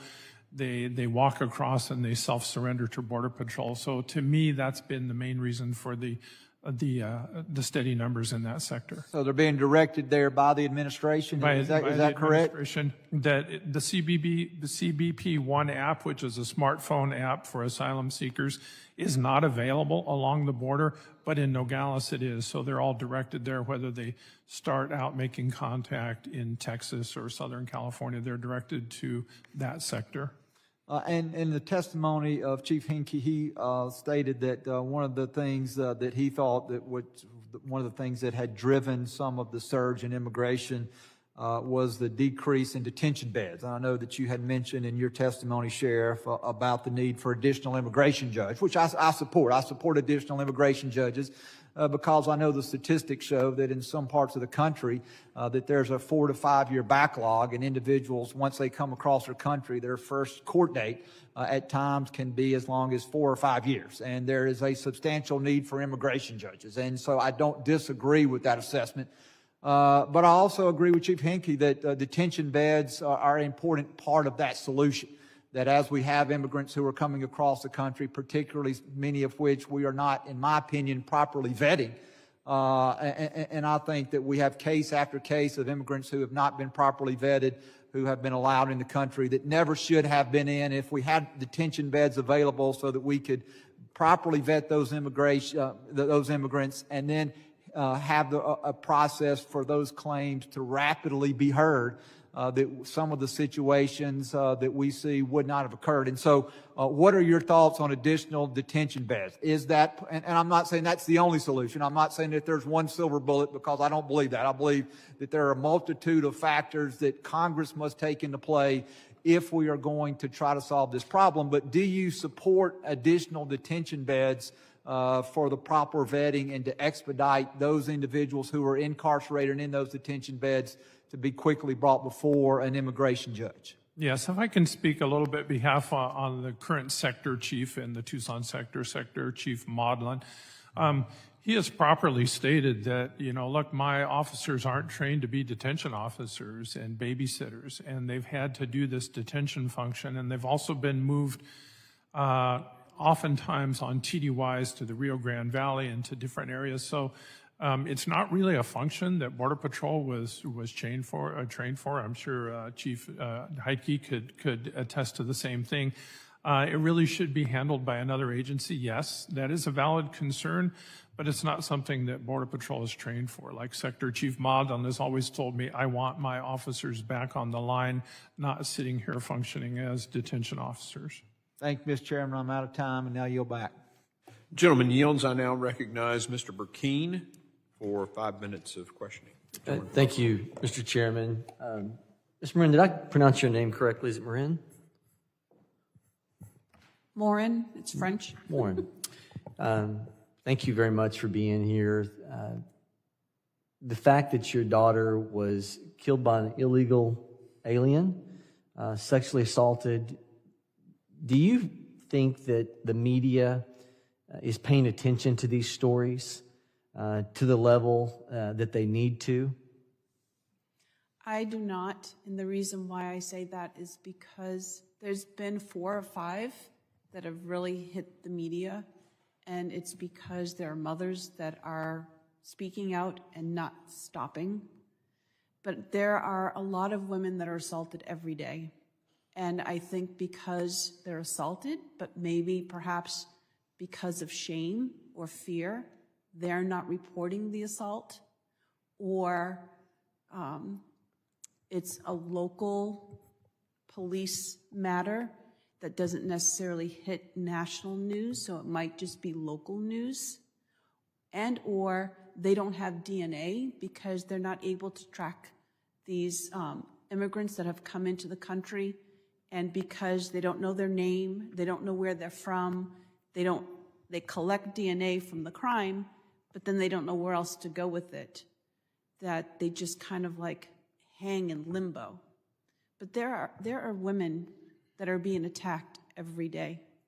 I get letters from across the country, and just in my own city, we had 2 murders by illegal immigrants from El Salvador. And I do realize the band that was here earlier that said he was from Prince George's County. He was a state prosecutor during Trump's time in office. So he may have seen lower numbers, but that's not necessarily the state of the country at this moment. And I think that, I'm not trying not to take up your time. No, I appreciate your response. And, no one would want to find themselves in a situation that you've experienced. And, genuine, heartfelt condolences being extended to you. We're so sorry. This committee is so sorry. Can I just say one more thing? Of course you can. I think that they hear us speak as mothers, and they think because we're mothers, that we're emotional, yes, and we're more attached. But if you actually saw the bodies and the crimes that are actually being committed against a human being, it's like an animal dragging a prey into the woods and attacking them. If they could see how violent these crimes are, I'm not saying that all immigrants are like this, but if people are willing to come into the country illegally, there's something that they're hiding, because an upstanding person would come legally. Mr. Heitke, you, San Diego sector, former Border Patrol chief there, several decades of experience. Do you think the American family, the average American family who hears these stories, has a right to feel less safe You think it's justified, the feeling across America of just regular people sending their sons or daughters into a public space, a public sphere where they're not present with that child, that this validates a heightened concern for their children's safety? I do. Is this something that you experienced in your decades of experience, this heightened level of concern? Was it experienced under the Trump administration, this level, or is there something to be said, direct correlation to this current administration's position on the border? In my time with the Border Patrol, I have never seen entire zones that were left without agent presence. I've never seen that before. Mr. Desmond, you're over the San Diego sector. What's interesting is in 2023, with 1,200-mile border wall, of a 2,000-mile border wall, Texas has more than the majority of the border wall. And we know by reports of what Texas is doing to secure their border, they went from being 60% of the encounters to first half of this year, 40%, even though they have more than half. So that's being shifted. We know San Diego's being one of the areas that population is going because Texas is having to do what the federal government should be doing. You all are seeing this. Are people, the feel of the average American who feels less safe, are they misinformed? No, they are not misinformed. And many of them see, the effects of it, particularly our beach communities. We get 3 or 4 boats every week that just beach themselves and people walking into the communities. And without law enforcement even able to do anything. Unfortunately, California is a sanctuary state, and our law enforcement, as the chief had mentioned, is prohibited from enforcing any immigration law. They're actually prohibited from even asking someone what their immigration status is. So even though somebody just jumped off a boat and is walking through your neighborhood and is there illegally, our local law enforcement can't do a thing and people are upset about it. Thank you, Mr. Chairman. I yield. Gentleman yields. I now recognize Mr. Crane, the gentleman from Arizona. Thank you, from a border state, for his 5 minutes. Thank you, Mr. Chairman. Ms. Marin, thank you so much for coming here. I want to thank the panelists for coming as well. Ms. Marin, in your opinion, how many more beautiful young Americans must be brutalized, raped, and killed by people who weren't supposed to be here in the first place before this administration does anything about it? There should be none. They should have, my goodness, when in February of 2023, media blasted all over national TV stations, all over the United States, pictures of hundreds of thousands of immigrants swarming towards our southern border. Biden and Harris administration could have stopped it before they even reached the border. They could have said, stay in your country or stay in Mexico, and then vet them one by one. So they saw them coming, and they opened the doors and just allowed everyone to come in. Thank you. Sheriff, why do you believe that border walls are racist? Well, Reagan was against border walls. He told Mikhail Gorbachev, tear down this wall. The Soviet Union said they were emerging into an era of freedom, and he said, prove it, tear down the walls. Only 8% of the world's land borders have any structure at all, not a wall, not a fence, not even a line of rocks. If you go through Europe, Asia, Africa, Latin America, even the Canadian border. That's not what I asked you, Sheriff. I said, why do you believe they're racist? You said in your written testimony, and certain policies smack of racism. For example, a wall was never suggested for the Canadian border. Well, yeah, the Canadian border is known as generally a white population, whereas the southwestern border is generally a brown population, so it smacks of racism. And Title 42 was never aggressively enforced on the Canadian border. Sheriff, do you think that if the mass majority of illegal immigration coming into the United States of America was coming from the northern border, that Americans would demand the same thing?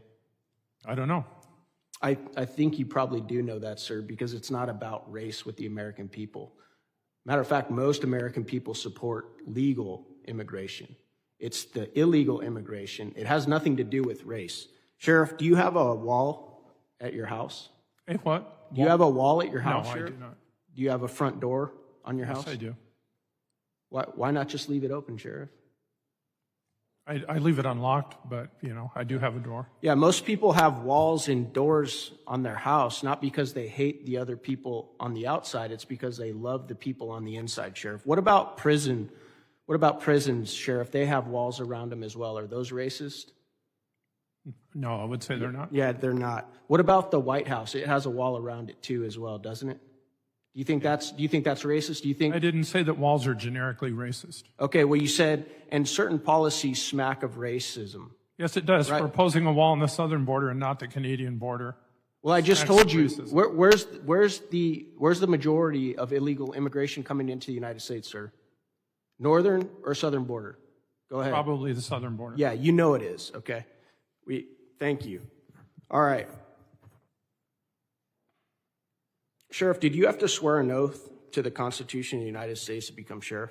Yes, I have multiple times. Are you familiar with Article 4, Section 4 of the Constitution, Sheriff? Can you remind me what it says? It's often known as the Invasion Clause.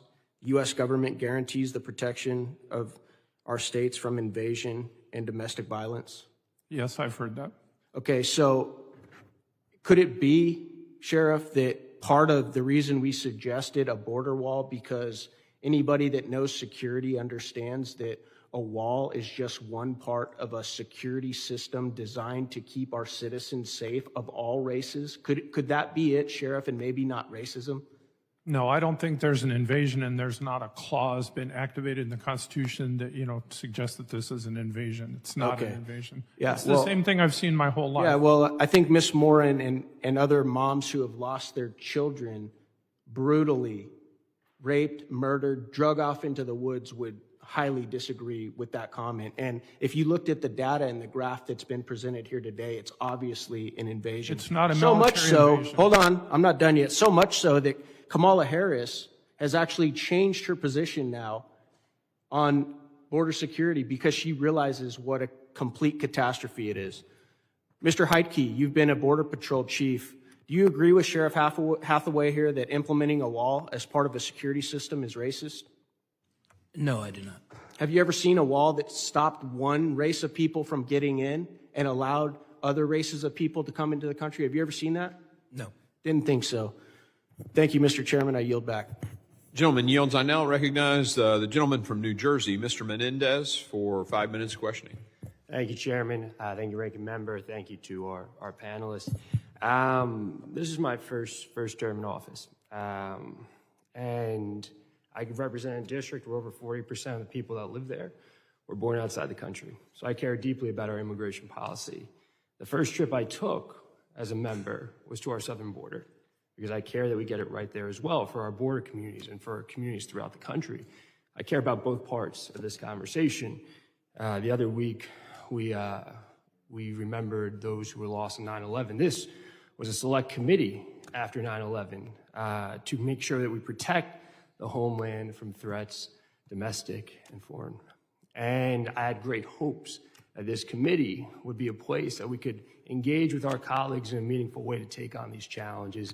And I feel like I've tried in my individual capacity to do that work.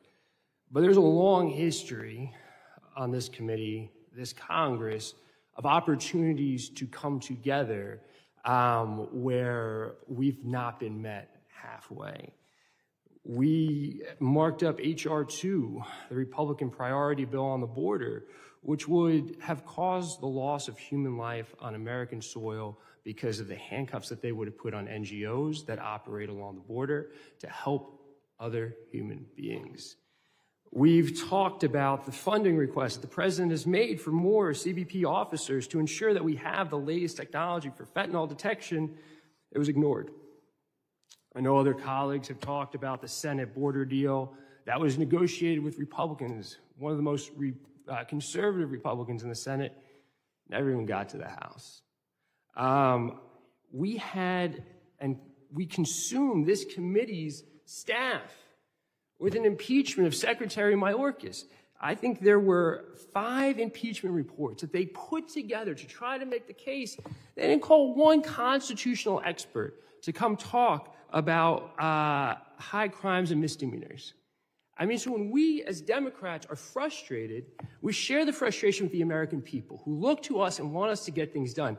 We know we have to work across the aisle because we're in the minority party. That's what we came here to do. And every step along the way, we've been frustrated, even on H.R. 2. Blue Lotus, an administrative operation to combat fentanyl.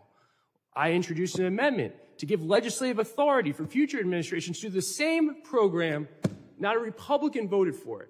On their own bill, a single amendment that dealt with fentanyl. Not one Republican voted for it. Show me where the good faith effort is. Just show me.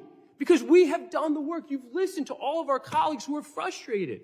People in the Senate who negotiated a deal and didn't even get a vote on it. So we're frustrated. It's not partisan. It's not political games. It's not political theater. It's not what we came here to do. I almost didn't even come down to this meeting because I'm so frustrated. I'm so sorry, especially so sorry for your loss and for so many like you who have experienced such devastating loss. And I am sorry. That's why I signed up for this job, to try to fix the things that are broken in this country. Our immigration system is broken. We feel it no matter where we live. We have an obligation to do something about it. I want to do something about it.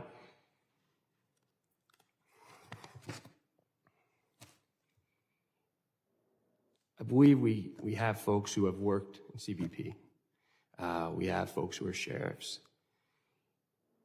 Do you look to Congress and us as legislators for solutions to some of the challenges that you're all facing? Yes. Sir? Yes, definitely. I consider that to be your job. It is. And if I were a resident or you're a sheriff, I would look for you to make sure that our communities are safe. This is a two-way street. We listen. We show up to these committee hearings and listen to all the things that you are facing, that Border Patrol agents are facing, that border communities are facing. We listen, and I just wish we were doing more. So just know that I'm committed to trying to take on these challenges. So many of us really are. You may not see that here in this committee. You may not see that today. But rest assured, we're going to keep trying, and we're going to try to get to better places for all residents, both of our districts and throughout the country. So thank you all for being here today. Thank you for all that you do to advocate for these issues. I yield back. Gentleman yields. I now recognize the ranking member, the acting ranking member, for his closing statement. Thank you very much, Mr. Chairman. Again, I want to thank the witnesses for being here today. And Ms. Moore, and again, my condolences to you and your family. And we are doing everything we can to make sure that we go after those animals that would do the things that were done to your children, to your daughter. One is way too many victims. Mr. Chairman, as I look at this committee, I think today is the last full committee hearing before the election, and I cannot but say that I'm disappointed with today's hearing, because we're 50, 60 days away from an election, and a lot of the stuff I heard today was really focused on the election. Their fault, our fault, statistics. Back home, people want solutions from us. I don't hear a lot of solutions today. Mr. Heitke, I started talking to you just a little bit about the resources. You talked about many places along the border that don't have the personnel. And as I told you earlier today, I met with the president of one of your local organizations on the border. And we discussed the fact that in about 2 or 3 years, you're going to have a tsunami of border agents retiring, because most of them were hired after 9/11. There's a mandatory retirement age. I've not heard any discussion about how to replace them, how to hire them. We talked about the fact that this country has a massive debt. What are we going to do to increase the funding for our border security when we have a national debt? No solutions discussed. Mr. Desmond, you're a San Diego County Board of Supervisors. I was Orange County Board. A lot of ag in your area, I think. Should we deport all those undocumented workers out there? The answer is probably not. But we should give them a pathway to citizenship, or just a pathway to be able to work in this country. because they're the ones that produce our food. And I have not heard of any solutions to fixing the problem for those that have been waiting in line 20, 30 years. A lot of them are my constituents as well as they are yours. We haven't given you a solution. Mr. Hathaway, Sheriff Hathaway, man, I can only imagine what you go through at your town. 80, 90% Latino. I'll give you a little secret. I know racism doesn't exist, but I can't tell you how many times I've been pulled over by ICE to demand what, my citizenship was, and that's okay. I'll comply. But it's only folks that kind of look like me that have that treatment. I know it's national security. It's nothing but that. But you, my friend, are responding to your constituents, to your taxpayers, to your voters that say, we expect certain respect from the government, from the sheriff. We want streets that are safe. We want to make sure there's policies that enable us to live like human beings and not have to fear police officers. We spent 20 years in the county of Orange trying to make sure that the people that lived in the shadows didn't fear reporting crimes to police. That's good policing. We're not a police state. The United States is not a police state. We have to have cooperation from our population to make sure we have safe streets. You, Sheriff, have a tough job, but you're not alone. The numbers, a beautiful chart out there, speaks volumes. But what's not on that chart is the story behind a lot of those numbers. We didn't talk about the COVID pandemic that devastated not only the U.S., half the countries in Latin America are non-functional right now. You go to Honduras, that economy is on lifeline. Other countries in Latin America, Colombia right now has about 4 million Venezuelan refugees. Costa Rica, ditto. Mexico, trying to figure out a handle to the problem. And by the way, the other issue nobody talked about today is Mexico's cooperation with the U.S. today. They're our biggest trading partner, and they're stepping up to the plate. It's never enough. But, we want to work on a solution, for example, safe pathways to the U.S. to work, and also databases that track those criminals so Ms. Morin's situation is not repeated. Those are real solutions that we're working on and we can continue to work on.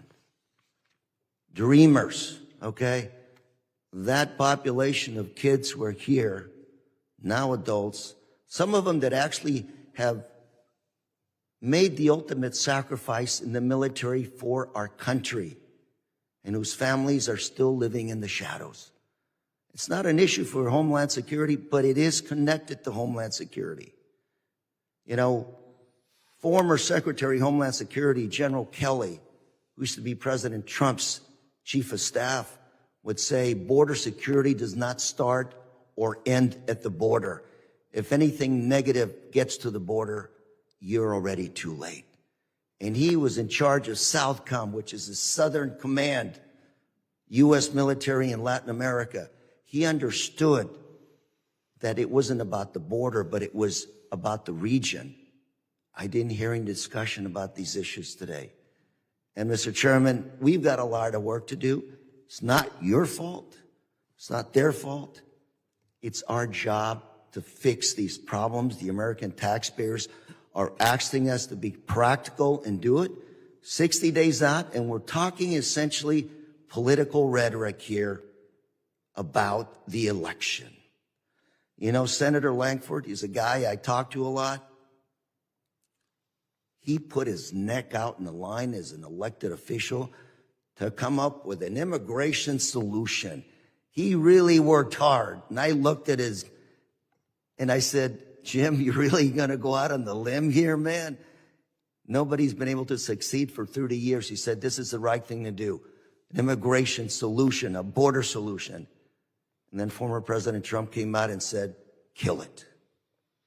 He's a conservative Republican from Oklahoma trying to do the right thing for America.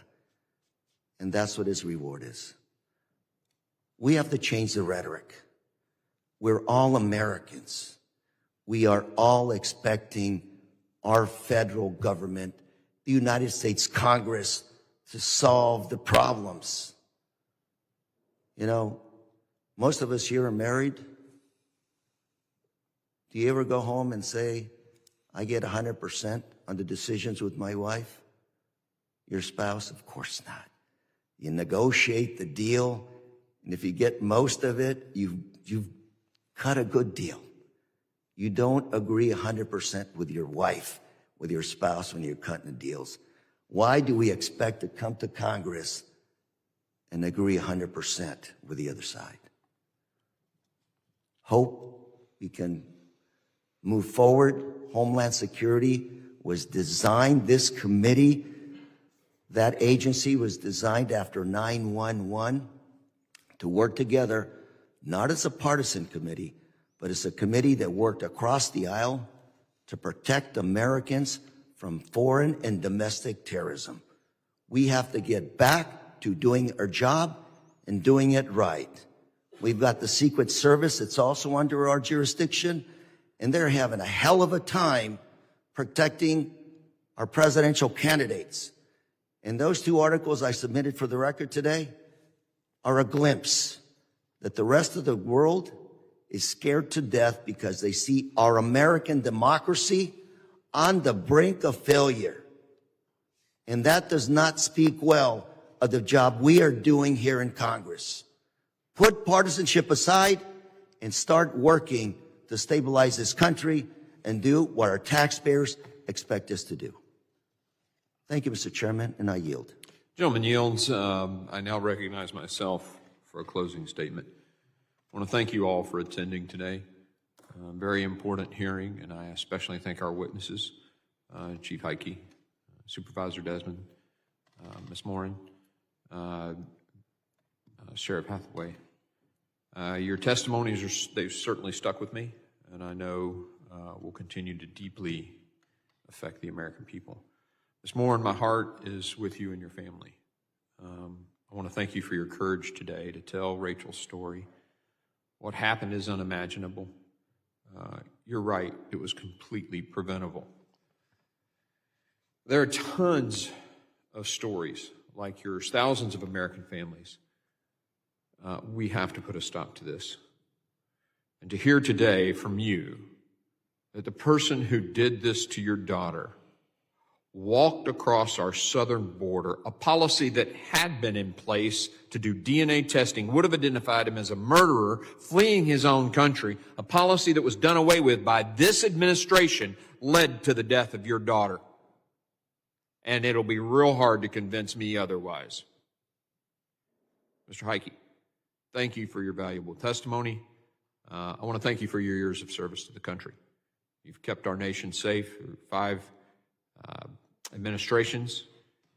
You've got firsthand experience. And what you said today in your 5 minutes, to me, is devastating to the policy decisions that this administration has made.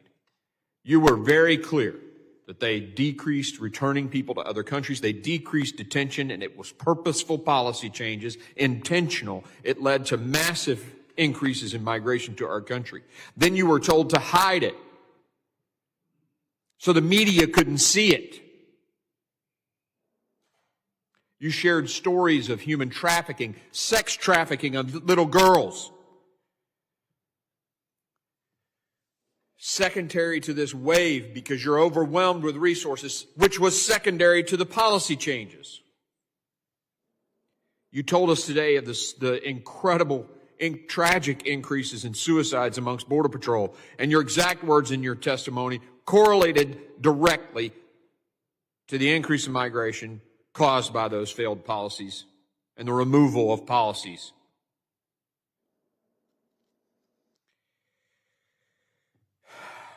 You know, Mr. Correa, I love this gentleman. He's a great man. He talked about resources as the problem. and many, many people here have talked about, we got to have one of many, but okay.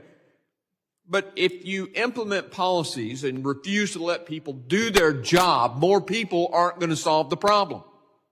And oh, by the way, H.R. 2, the bill we passed, increased the number of Border Patrol agents, but, you know. Mr. Desmond, we appreciate you being here with us today as well. San Diego County has seen some of the worst of this border crisis, and it does start at the top. It starts with President Biden and Vice President Harris, and I want to thank you for shedding some light on the situation in California and the realities of this crisis. And I really appreciated you talking about the fact that your state has ordered federal people and other people not to ask certain legal questions that are in the laws passed by this body. Ignore the laws. That's like saying, well, you know that Constitution that says this body writes the law, this body executes the law, this body adjudicates the law? We don't care about that. We're just going to pick and choose which laws we enforce. You don't like a law, you change it. That's a threat to democracy as far as I'm concerned. Sheriff Hathaway, I want to thank you for coming and for your service to your community. I totally disagree with you that the border wall is racist. I think that's absurd, and I really appreciate the question Mr. Crane had. Is a wall going to pick and choose which person it blocks? And I'll tell you, the last time I was at the border, it was a huge group of Russians coming in, and they're more white than I am. Stupid, actually. It's absolutely stupid to suggest that walls and the attempt to enforce our laws is somehow racist. But I do appreciate you coming. The truth is there are two competing visions for our country. That's it. On the one hand, some of us are fighting like hell to enforce the laws of our country, to go back to that Constitution that says this group writes the laws, this group enforces the laws. And we're prioritizing the well-being and the safety of American citizens. Yet, on the other hand, we have an administration led by President Joe Biden and Vice President Kamala Harris that couldn't care less about those laws, as evidenced by their actions. Pure and simple. It is inescapably clear that the Biden administration and Harris, along with him, ended effective border policies with no alternatives in place to secure our border. They implemented an unlawful policy of mass catch and release, and they gutted interior enforcement, casting aside their responsibility to enforce the laws that they swore to uphold. And they have continued to deceive the American people about it. Let's hide these people. Let's fly them to Texas. The truth is, Americans no longer feel safe in their communities. A little baby crawling on a floor in a VRBO in Florida is dead because of the fentanyl brought across our porous, open southern border that a witness today said has been left wide open so that we can process more people into the country. Millions of Americans have lost loved ones to fentanyl. And Americans who can't afford housing, whose insurance premiums have shot up, forced to watch as lawbreakers, have been rewarded with free housing and benefits. And I think it was you, Sheriff Hathaway, earlier, talked about not impacting inflation. I'm sorry. If 12 million people walk into the country, we can't just suddenly make a dairy for milk. And there's this thing called the supply-demand curve, basic economics. If you increase the demand without a change in supply, the price is going to go up. It's just basic economics.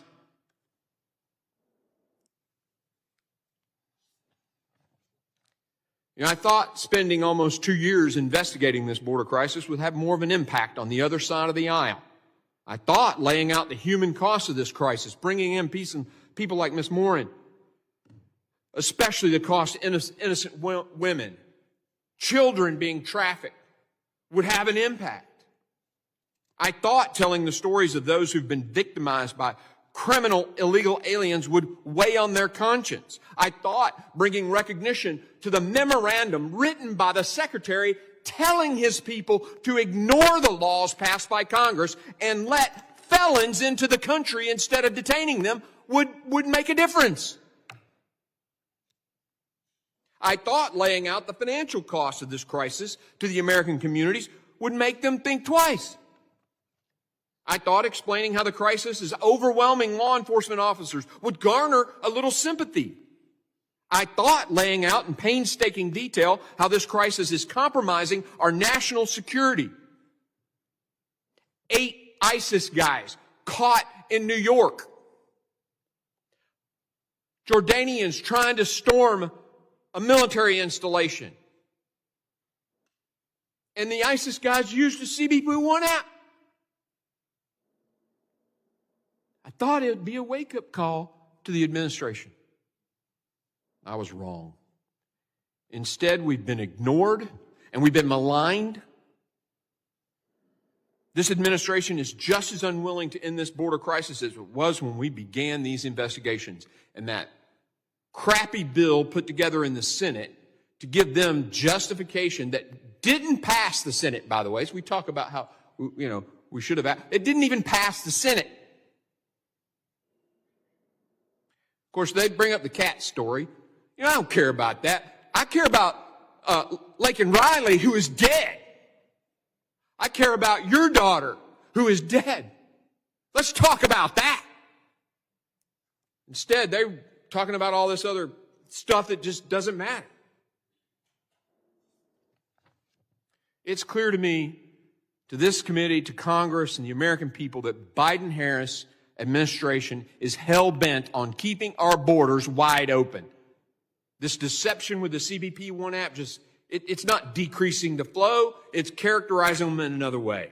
And all we're being told is that the crisis is somehow over because of a couple of months of low crossing numbers, a shell game, as if that fixes the damage of the past 3.5 years, and ignores the objective reality that the numbers are still at crisis levels. Millions continue to enter our country through illegitimate means like these mass parole programs. From day one, this administration has refused to enforce the laws of our nation, and eliminated effective border policies. And as a result, we have members of the most dangerous criminal cartels streaming into our country, linking up with gangs, creating a crime nexus, bringing drugs and crime with them. It's unsustainable. And to say, well, we need a guest worker, so open borders are okay, is absurd. It's also absurd, or at the very least contradictory, the claim that most of these immigrants are coming to work, when in reality, most are attempting to claim asylum. So which one is it? If they come and say, hey, I'm here to work, well, cool. We have this legal pathway. No, they're saying, I'm claiming asylum. So which is it? Are they coming out of credible fear for their life and safety? Or are they coming as economic migrants? You can't have it both ways. I honestly don't know how anyone can listen to the stories we've heard today and still stand by Biden-Harris administration's reckless policies. Policies that are killing Americans and compromising our national security.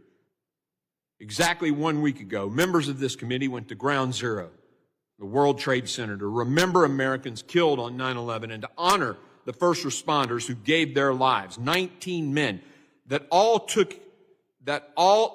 it took to take the lives of nearly 3,000 Americans. And yet our Border Patrol has stopped 384 suspected terrorists trying to get in. How many more of them are in the 2 million gotaways, known gotaways? Not even the ones that walked across while Chief of the Border Sector said, there was nobody there watching. Lastly, let me just point out how intentional this plan is. Its expansion of the CBP-1 app funneled hundreds of thousands of inadmissible aliens to ports of entry and then into the interior of this country. This is a major end around to our lawful immigration system. And as even NBC News recently reported, even individuals with terrorist connections have been allowed in through this program. Well, we know who those are, some of them anyway.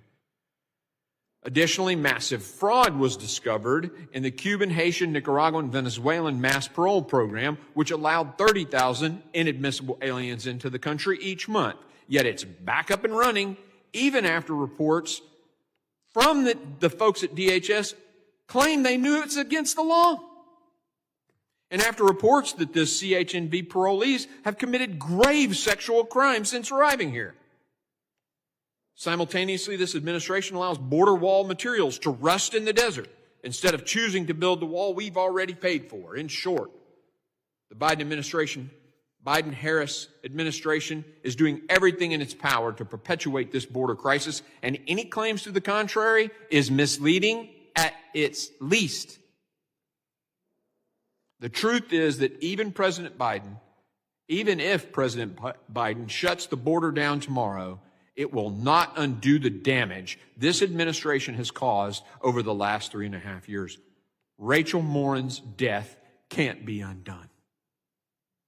Laken Riley can't be brought back.